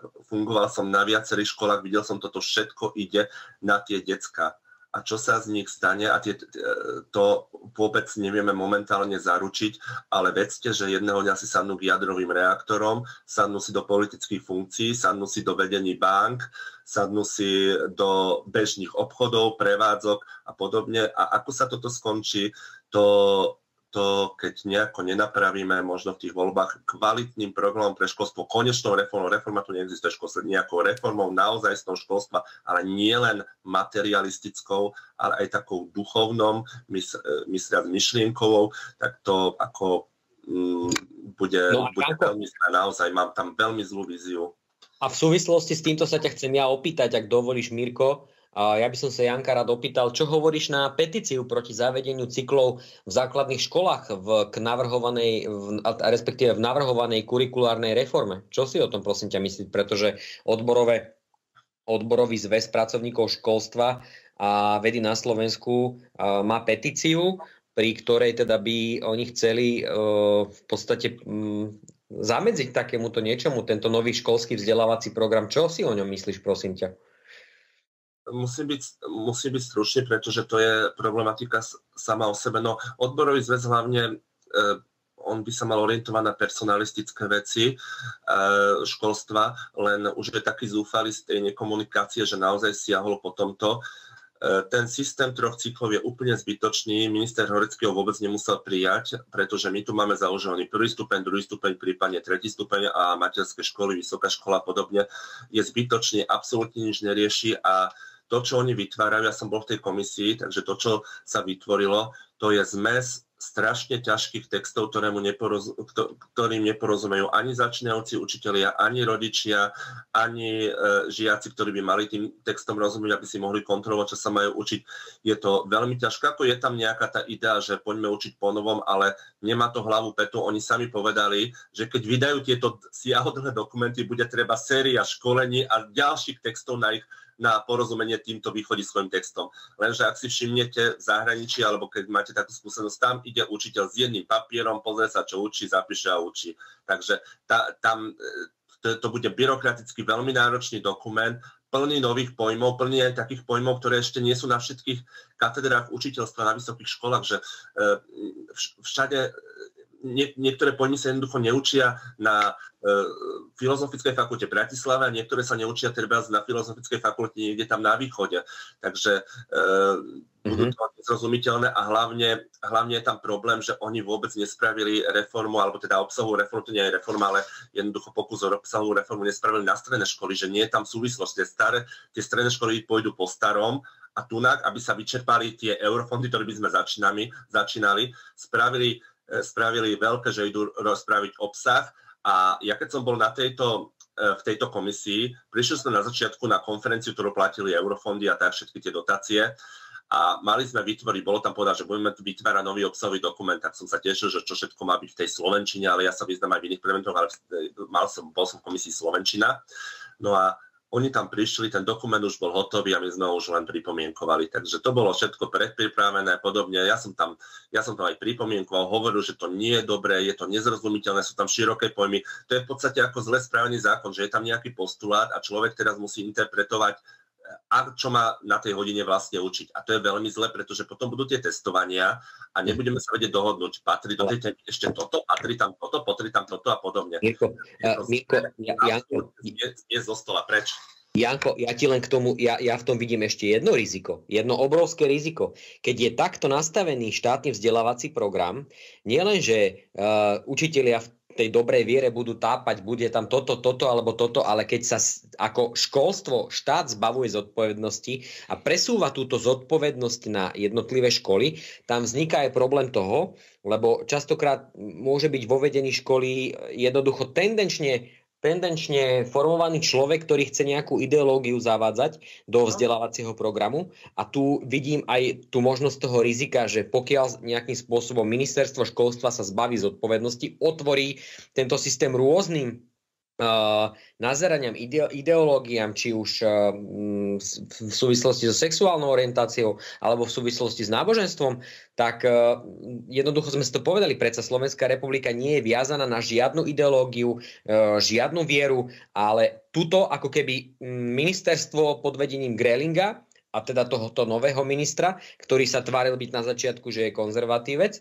tak pokračuje v tom, že tento štátny vzdelávací program absolútne prenáša zodpovednosť ministerskú a zbavuje sa zodpovednosti pri príprave obsahu vzdelávania a tieto vlastne povinnosti presúva na školy a na pedagógov. Čiže nie je to, že pedagóga by odbremenili od nejakej byrokracie, tak aby sa mohol naozaj venovať vzdelávaniu a príprave študentom, lebo naozaj, ako si povedal, všetko nie je o peniazoch a tie podmienky pre pedagógov by vytváral, tak v podstate presúva ešte na nich ďalšie povinnosti, ak tomu správne rozumiem, a vlastne aj tá predložená reforma ako taká v podstate nevyužíva ten potenciál tej celospoločenskej objednávky, ktorý tu bol už pred nástupom tejto vlády súčasnej a teda možnosti využitia aj tých finančných prostriedkov z plánu obnovy a odolnosti. Čiže to, čo si sami nastavili, vlastne nevyužívajú ten potenciál a tie finančné prostriedky na túto kurikulárnu reformu je potrebné využiť efektívnejšie a preto by takíto odborníci, ako si ty, mali do toho čo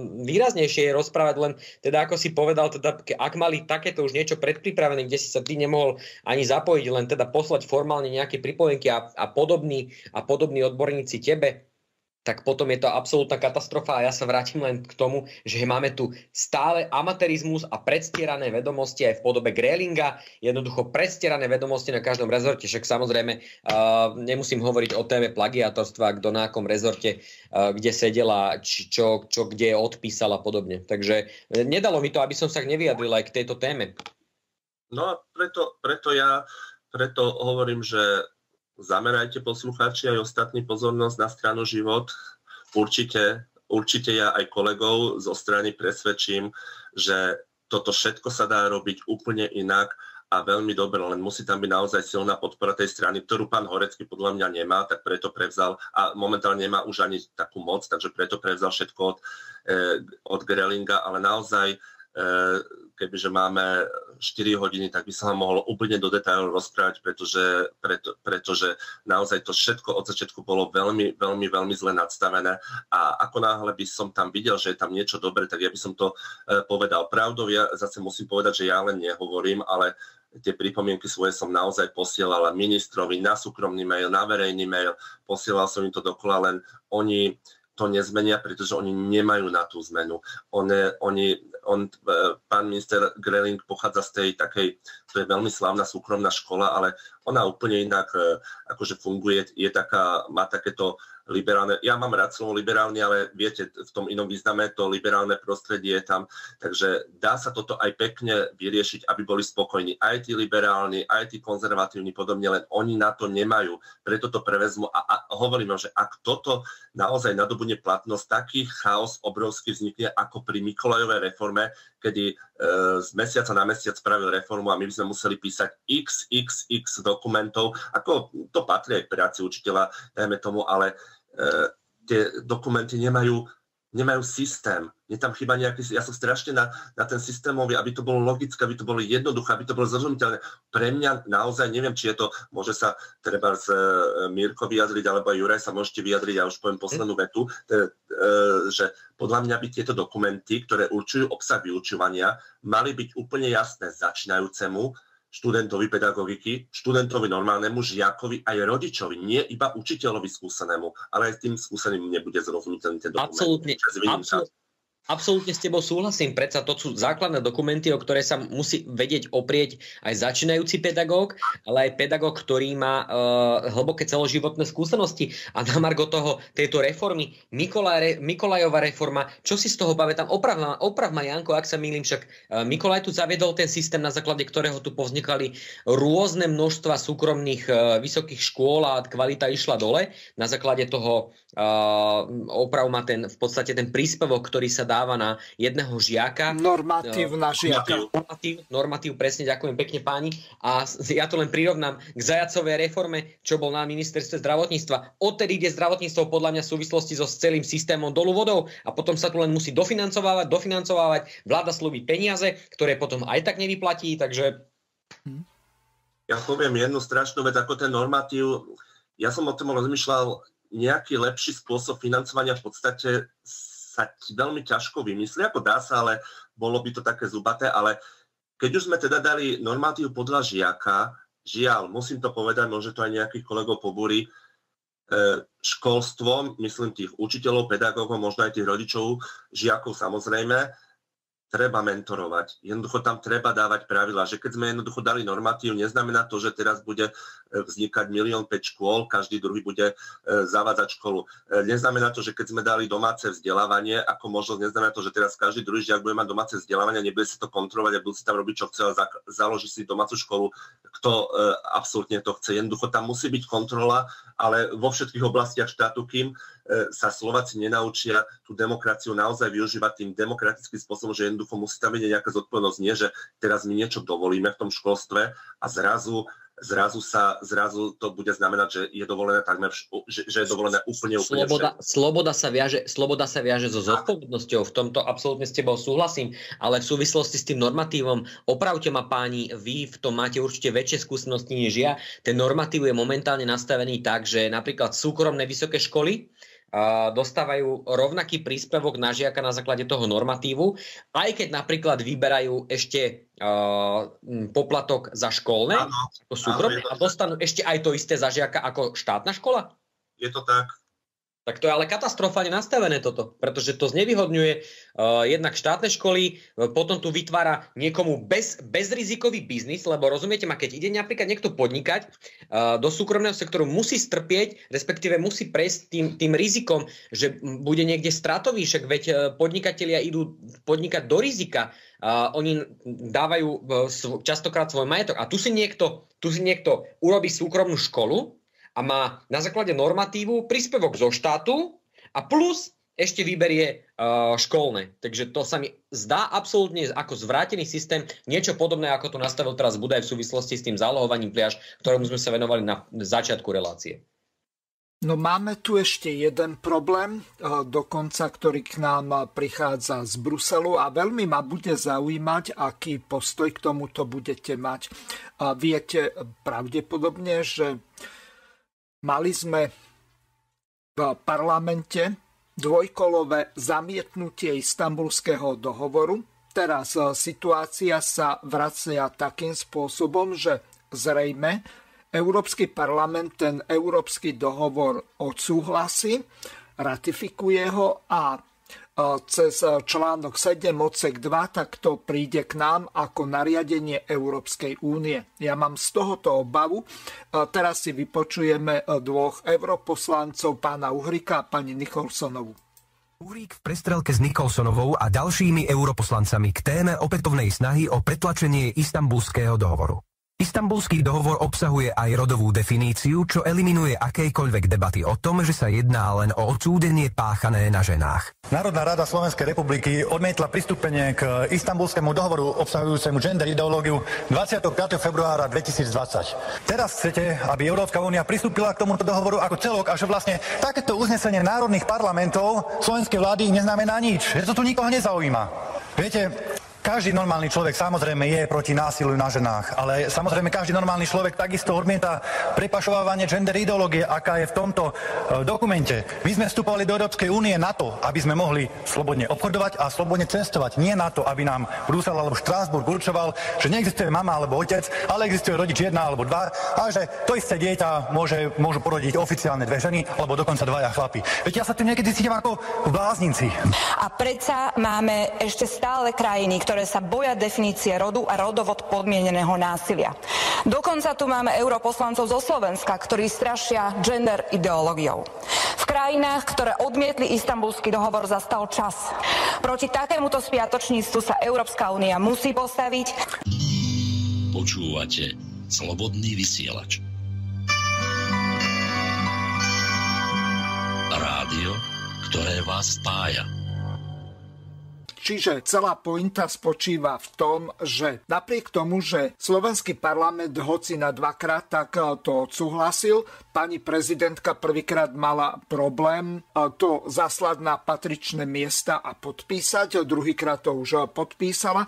Napriek tomu, keď sme to vyhodili oknom, tak sa nám to vracia možno z druhej strany pivničnými dverami. Čo vy na to a čo za takýchto okolností, ak to bude nariadenie alebo smernica zo strany Európskej únie, ktorú budeme musieť implementovať do našej legislatívy, hoci náš trestný zákon tak dosť jasne a tvrdo postihuje takéto násilie.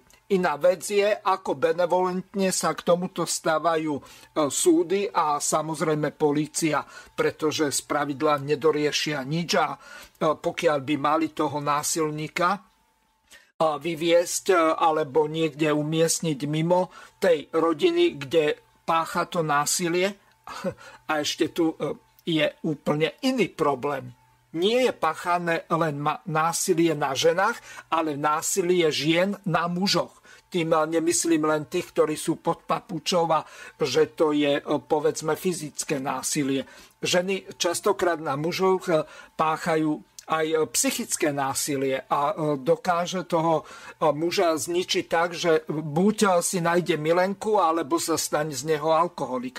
Takže čo si o tomto myslíte a čo sa s tým dá robiť za predpokladu, že to príde ako nariadenie z Bruselu a budeme sa musieť tomu podriadiť. Nech sa páči. Ďakujem veľmi pekne, Mirko, za túto tému. Jasne odznelo v dokrutke 25.2.2020 Národná rada Slovenskej republiky Istanbulský dohovor odmietla. Ja musím k tejto téme povedať len toľko, že odsudzujem akékoľvek násilie na ktorejkoľvek osobe, čiže samozrejme, že som proti násiliu, ale v rámci tohto dohovoru je tam prepašovávaná téma genderizmu a aby sme si povedali, tá Európska únia, ktorá tu pôvodne vznikla na to, aby tu bol voľný trh, voľný pohyb osôb, aby tu vznikala konkurenčná schopnosť, konkurenčná výhoda celej európskej alebo členských štátov Európskej únie voči svetu, aby sa tu naplňal ten duch a zmysel, prečo Európska únia vôbec vznikla. Tá skorumpovaná tí skorumpovaní predstavitelia Európskej únie, ktorí sa teraz dozvedáme, že aké kauzy vychádzajú na povrch ohľadom korupcie v rámci Európskej komisie, tak taká ide pretlačať takéto niečo a tlačiť na Bulharsko, Česko, Maďarsko, Lotyšsko, Litvu a Slovensko, aby sme dohovor bezodkladne ratifikovali.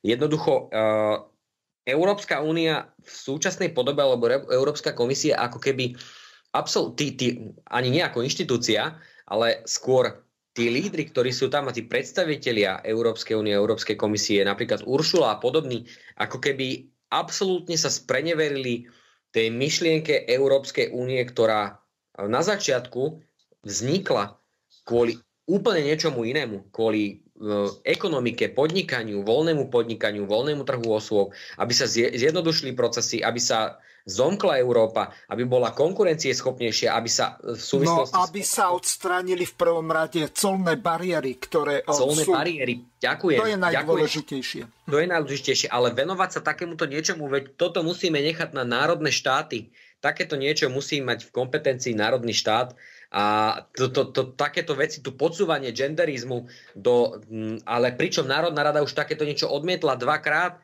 A aj keď prezidentka Čaputová veľmi nerada, ale ako si uviedol, musela zohľadniť názor Národnej rady Slovenskej republiky, najvyššie inštitúcie, od ktorej je odvodená akákoľvek moc v tejto krajine.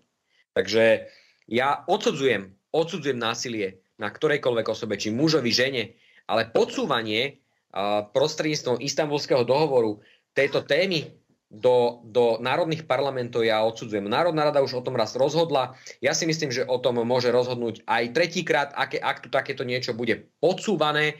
A len na zamyslenie dávam, že kto v minulosti, neviem, či to nebol Figel v rámci z KDH, keď v minulosti rokoval v podstate pri prístupových rokovaniach, že takéto niečo národné štáty nebudú môcť ovplyvňovať, ale tu ma opravte možno, že tí, ktorí máte hĺbšiu inštitucionálnu pamäť, alebo možno je to dohľadateľné, určite je to dohľadateľné, tu musí byť určite autonómia národných štátov v takýchto otázkach a Európska únia, pokiaľ sa nejakým spôsobom nezreformuje vnútorne, alebo tí predstavitelia, ktorí ju vedú a ukazujú sa, že teda sú tam rôzne korupčné škandály, tak ja si myslím, že veľmi ťažko bude obhajovať svoju legitimitu v rámci budúcnosti a tu je potrebné naozaj sústrediť sa na to, aby sme sa v rámci Európy zomkli štáty, aby sme spolupracovali v tejto rovine, ako si spomínal, odstraniť colné bariéry, voľný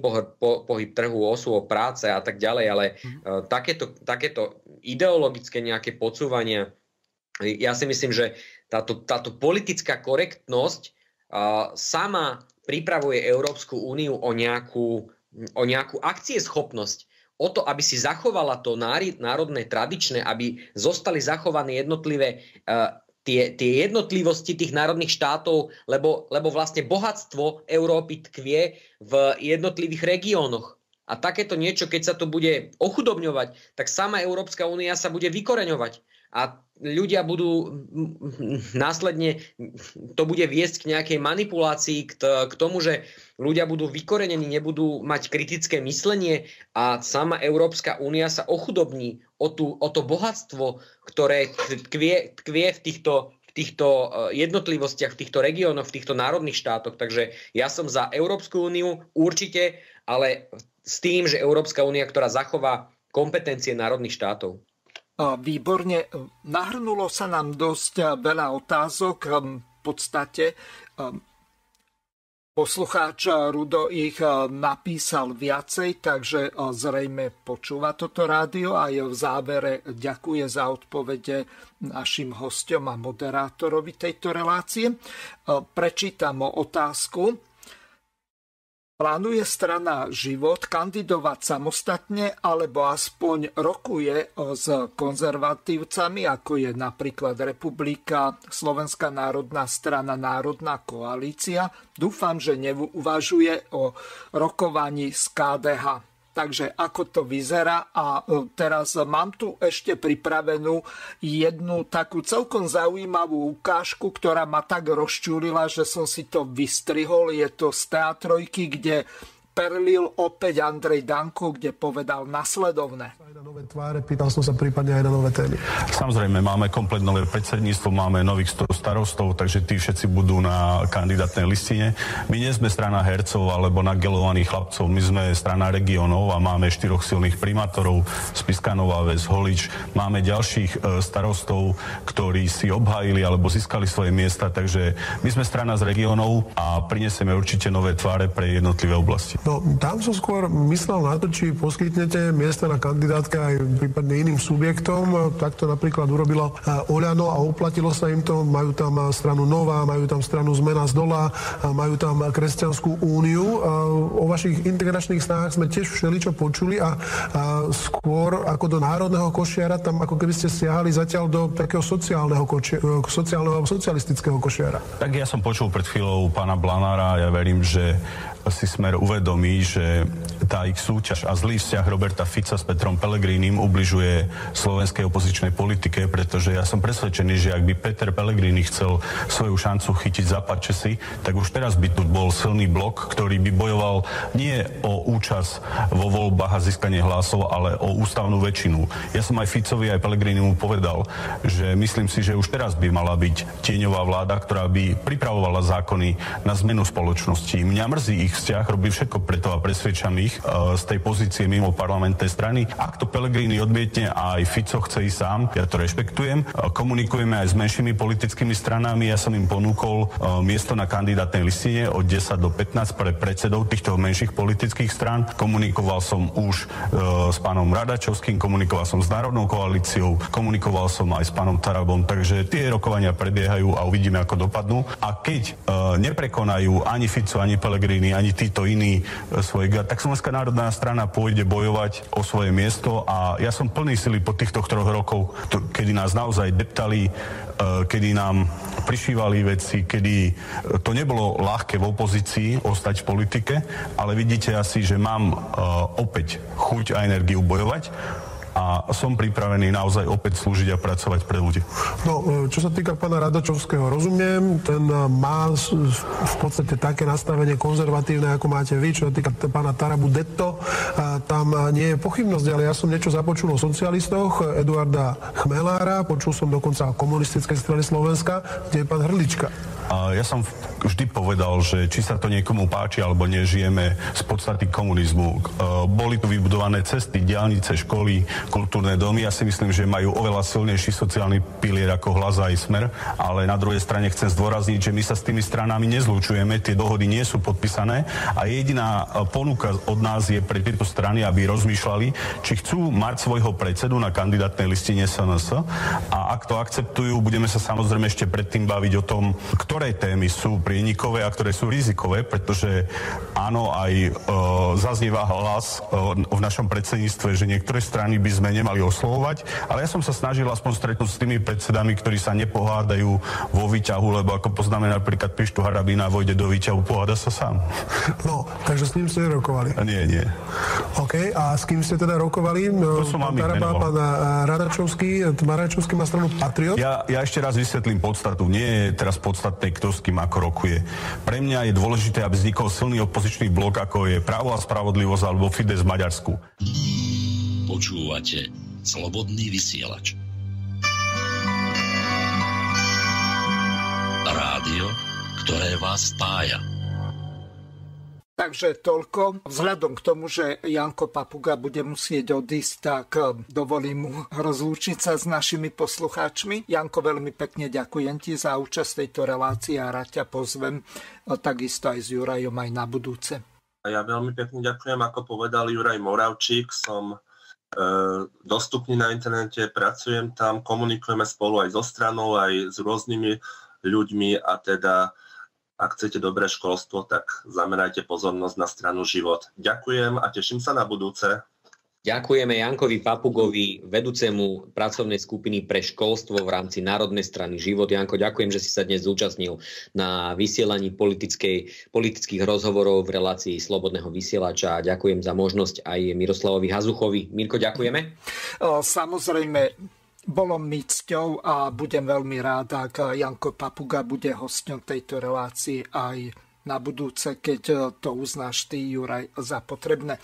Poďme k tejto samotnej téme, ktorú nastolil v podstate poslucháč Rudolf Zoravy, ktorý sa pýta, že s kým sa mieni strana Život, národná strana spájať, zrejme naráža na preferencie, ktoré nie sú žiadne slávne.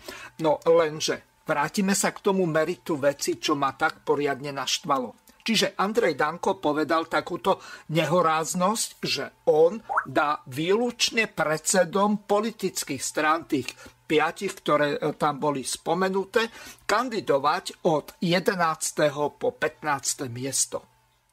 Vieš si to predstaviť, že ty dokončím, že ty, povedzme, Janko Papuga a ďalší máte, alebo bývalí poslanci, alebo aj terajší, povedzme, kufovci, tak vôbec sa nedostanú na kandidátku, ak by Tomáš takúto nehoráznosť prijal a zachoval by sa ako egoista, tak dobre, mám podporu, prekružkujem sa aj z 11. miesta a mám istotu, lebo Danko má 4%. To ten človek sa zbláznil, alebo mu treba už dať hodnosť generála mesto toho kapitána, alebo nasáva v kuse, alebo nerozmýšľa. Ja to nechápem. Skús to vysvetliť našim poslucháčom, lebo toto je hodená rukavica.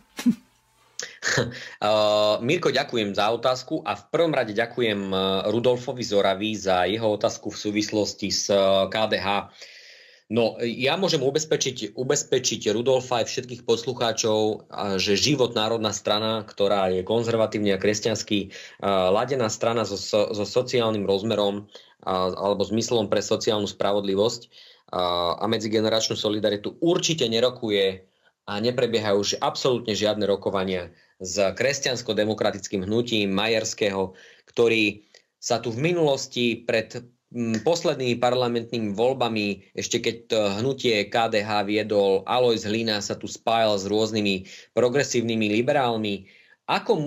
Toto ja si kladiem len takú rečnícku otázku. Ako sa môže konzervatívne a kresťansky ladená strana vôbec rozprávať so stranami, ktoré vlastne prenášajú agendu progresivizmu do Odpoveď je úplne jednoduchá. Hlina je taký kresťan, že nepozná zrejme ani Otčenáš a nevie ani, akých je 10 Božích prikázaní. Ale ešte prečítam jednu otázku. Vážim si pána Tarabu, ale ako si neviem prekusnúť informáciu, že ste chceli ísť na kandidátku k Uchylákovi Borisovi Kollárovi. Čo je na tom pravdy, pýta sa Rudo. Rudo, ďakujem pekne a ďakujem za túto otázku, aby som to vyvrátil, aby som to teda, alebo aj Tomáš Taraba sa k tomu v médiách vyjadroval, je to dohľadateľné na webe, vážení poslucháči. Aj Boris Kollár sa vyjadroval k tomu, kde povedal, že v podstate ste ho podrazili, že ste zahlasovali za pád vlády a že s vami absolútne nepočíta. No dobre, ale nech sa páči, dokončí. Ďakujem pekne, tak ďakujem pekne ešte raz za slovo. Takže postupne vrátime sa naspäť. Takže k Borisovi Kollárovi, alebo respektíve ku KDH. Myslím si, o KDH si myslím v súčasnej dobe, že samozrejme rokovania s nimi neprebiehajú ani nebudú. O KDH si myslím v súčasnej dobe, že pán Majerský je absolútne zameraný človek iba sám na seba. Vôbec toto jeho egoizmus, ktorý nehovorí o nejakom hnutí, o nejakom ďalšom pôsobení hnutia, v podstate on hovorí o tom, že KDH je silná strana, že bude mať dobrý výsledok vo voľbách, lebo sú silní v regiónoch. Samozrejme, lebo v regiónoch to KDH je silné, ale na mestách a obciach. Ale pán Majerský nevie vôbec zjednotiť kresťansko-demokratické hnutie za myšlienky naozaj kresťanstva a konzervatívnych tém. Prečo sa nedostalo aj to hnutie do parlamentu za čias vedenia Alojza Hlinu, lebo ako si ty povedal, že toto sú podľa mňa len iba hrané a predstierané nejaké hodnoty kresťansko-demokracie. Je mi to ľúto, že to musím povedať, ale naozaj ja nevidím v KDH tú kresťanskú stranu, ktorou sa ona na billboardoch snaží nejakým spôsobom podsúvať voličom. Vieš čo, ešte jedna poznámka. Manželka alebo družka, ja neviem, či sú zosobášení, Miriam Lexman, klasická liberálka. Ako niekto, kto je predsedom KDH, môže s takouto osobou žiť? Ja som videl niektoré jej vystúpenia.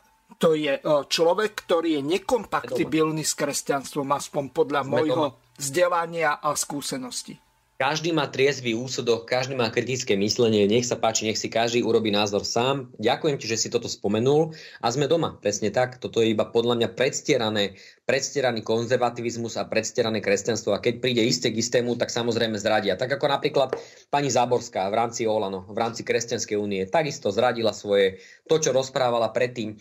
Možno, že nás počúvajú aj kňazi, to, čo rozprávala na rôznych seminároch pre kňazov, kde dávala prednášky ešte ako poslankyňa Europarlamentu, rozprávala pomaly o tom, čo majú kňazi kázať v kostloch, ale keď bola v parlamente, respektíve je teraz v parlamente v rámci Olano a v rámci Kresťanskej únie, tak čo presadila v rámci konzervativizmu? Čo presadila? Nič, absolútne nič, tak ako ani Heger. No a aby som sa dotkol toho Kollára, vyvrátim to.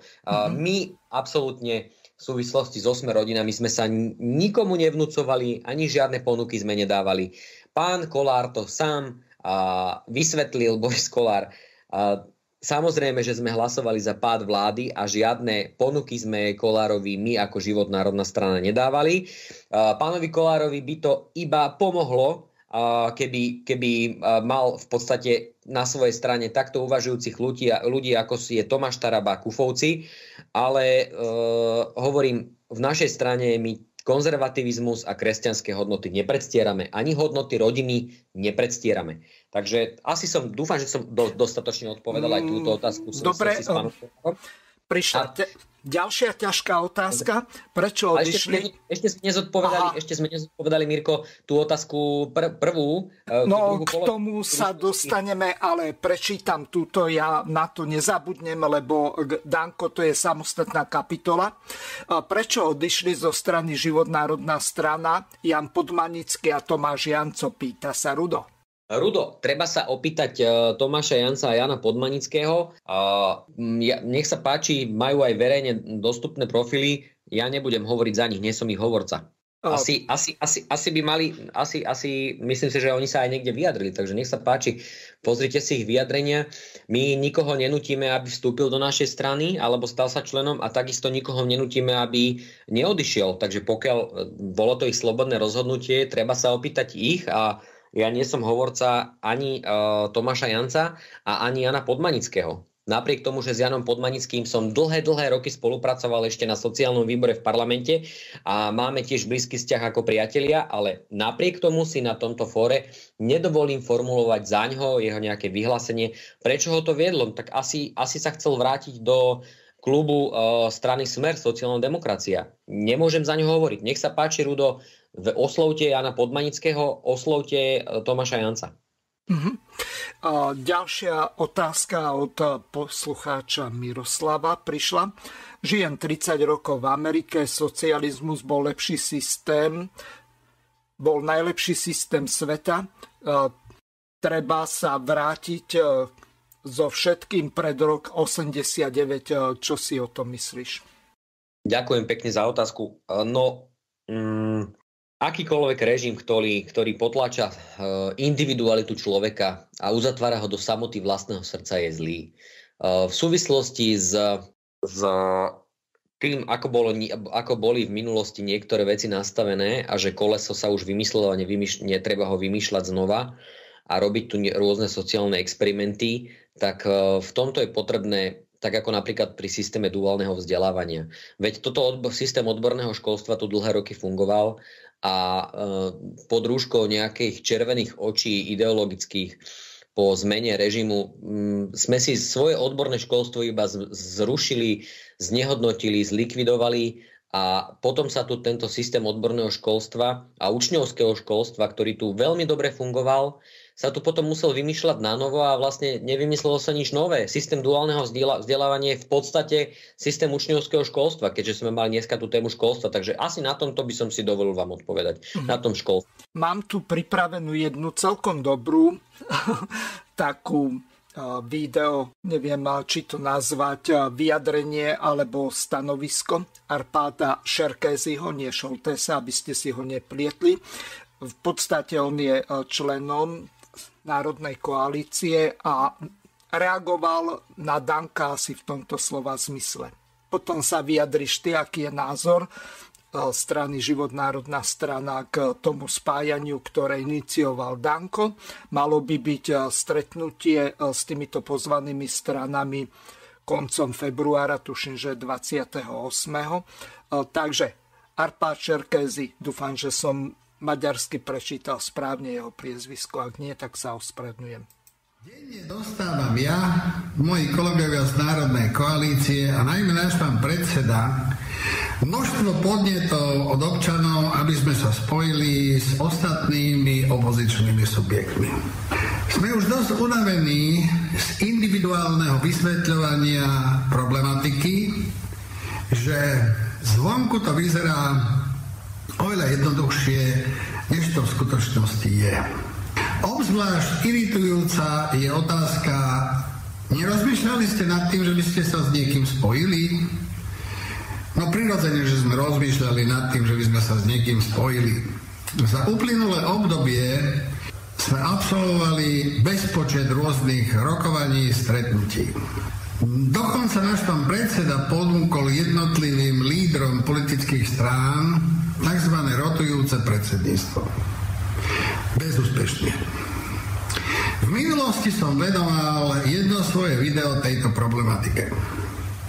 V bodoch som sa snažil zhrnúť dôvody neúspešných pokusov o zjednotenie. Skúsme si ich v rýchlosti zopakovať. Na prvom mieste vidím ako hlavný dôvod nadmerné egá jednotlivých lídrov politických strán. Navonok farizejsky deklarujú ochotu spájať sa, v skutočnosti len za podmienky, že šéfovať novovzniknutým subjektom budú práve oni. Ak vám niekto odkáže, že ak mu zoženiete 30 000 voličov, môže si milostivo váš pán predseda strihnúť s ďalšími 2 o 6. až 15. miesto na jeho kandidátke. Samozrejme, že je to urážka. Na vysvetlenie. Náš pán predseda napriek vysokej škole takmer 30 rokov fyzicky pracoval. Presnejšie lakoval auta. Zarobil viac než stihol minúť. Mal presne stanovený pracovný čas a dostatok priestoru na sebarealizáciu a na venovanie sa svojej rodine. Na politiku sa nedal preto, aby za 5 000 plat bezducho stláčal gombiky podľa toho, ako mu niekto povie.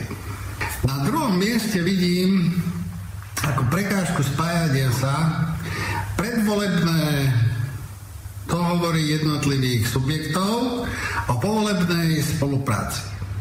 Niektoré z nich už majú aj rozdelené ministerstva. Samozrejme, že nepotrebujú ďalšie prívesky, čo v skutočnosti nikdy nepriznajú. Na 3. mieste vidím ako veľký problém uspokojenie sa jednotlivých lídrov so ziskom 3%. To sa samozrejme rovná 2-miliónovému štátnemu príspevku za volebný výsledok. Okrem týchto hlavných bodov si neviem predstaviť našu spoluprácu so sprofanovanými politikmi, ktorí v minulosti boli súčasťou tej alebo onej vládnej garnitúry. Neviem si predstaviť ani spoluprácu s tzv. Riadenou opozíciou, ktorá podlieha tým istým vplyvom ako súčasná vládna koalícia. Počúvate Slobodný vysielač. Rádio, ktoré vás spája. Takže asi toľko. Juraj, teraz tvoje stanovisko, to je stanovisko Arpáda Šerkézyho a pravdepodobne aj Rudolfa Huliaka. Ako dopadli tie jednania s Dankom? A to ešte podľa toho, čo povedal Arpad, tak to bolo miernejšie, že to už bolo od 6. miesta až po 15., že si môžete vylosovať. Tu už Danko pritvrdil, to znamená, prvých 10 miest si berie on, potom dá 5 miest pre predsedov politických strán, podľa toho, čo povedal. Takže nech sa páči, komentuj to. Jednal s Tomášom, tak ako to bolo? Ďakujem za priestor. Ja sa ešte vrátim, aby sme nezabudli na otázku Rudolfa na začiatku z Oravy v súvislosti tiež s Dankom, sa to tým spája. Ja nemôžem hovoriť za národnú koalíciu, ani nejako nebudem komentovať toto stanovisko pána Arpada Šarkézyho. Dúfam, že to dobre vyslovujem, ak som si to meno správne zapamätal. Ja sa na takýchto rokovaniach som sa nezúčastnil, kde sa zúčastnil pán Arpad Šarkézy, ktorý nejakým spôsobom takto komentuje rokovania s niektorými stranami. Ja len môžem povedať jedno. Ty si sa toho dotkol, Mirko, že tie preferencie sú žalostné. No ja by som to tak žalostne nevidel. My sme začínali pred viac ako rokom s preferenciami 0,2, 0,3, 0,4, keď nás nechceli dávať do prieskumov, respektíve nás ako keby zámerne neuverejňujú, pretože sme kresťansky a konzervatívne ladená strana. A asi toto je môj názor, že prečo nás nedávajú do týchto prieskumov, keďže vieme, že možno tie niektoré agentúry majú rôzne pohnutky k tomu, akým spôsobom tieto prieskumy koncipujú. A v prieskumoch, ktoré nás zverejňujú, sa momentálne objavujeme z 2,7-2,8%, čo si myslím, že poctivou, autentickou národnou politikou, konzervatívnou politikou, ktorú predstavuje Tomáš Taraba, Filip Kufa ako podpredseda strany a Štefan Kufa, kde sme už mnohokrát v situáciách v parlamente, respektíve títo páni ukázali, že čo znamená dodržať slovo, čo znamená byť zásadový, tak títo páni, alebo aj my ostatní, ktorí sme v strane, a ktorí teda nie sme v parlamente ako poslanci, ale ktorí sme v strane, tak stranu za rok a pol sme mali sme snem celoslovenský minulý mesiac, kde prišli okolo cez 80 delegátov, ak sa nemýlim, nemám to presne tú prezenčnú listinu pri sebe. Bolo delegátov z celého Slovenska, okresných predsedov, krajských predsedov, štruktúry máme vybudované.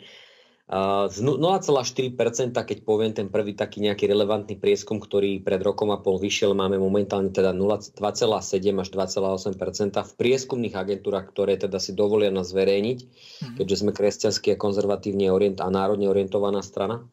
V súvislosti s tým, aká je situácia na Slovensku, keď vidíme, ako sa tu spájajú rôzne liberálne subjekty, akým spôsobom tu rôzni politici, ktorí už boli v zabudnutí, vidia svoju príležitosť vrátiť sa a nejakým spôsobom participovať na ďalšom riadení krajiny, keď tie výsledky ich rôznych experimentov tu už boli, tak musím len povedať, že je potrebné, aby sme, a my to vieme, je potrebné tie svoje ega nejakým spôsobom, aby aj ostatní politici ich potlačili, pretože tu treba spájať.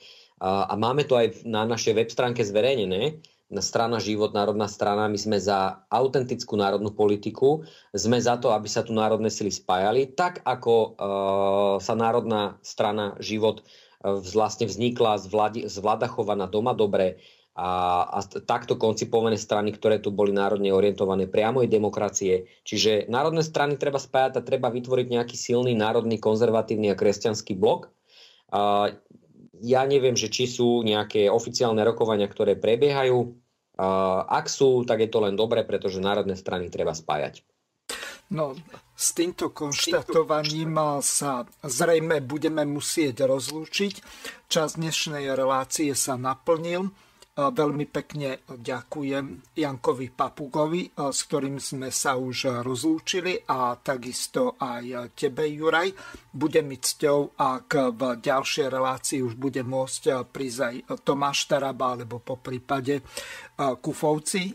Nakoniec môžeš pozvať aj Štefana, ten ešte v tejto relácii nebol.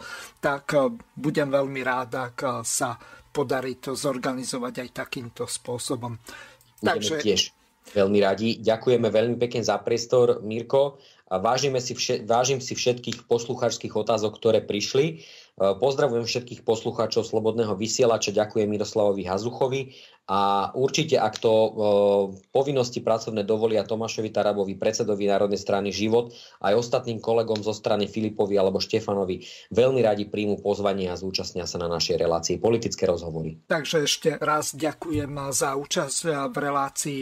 Lúčim sa s tebou a takisto aj s našimi poslucháčmi. Do počutia.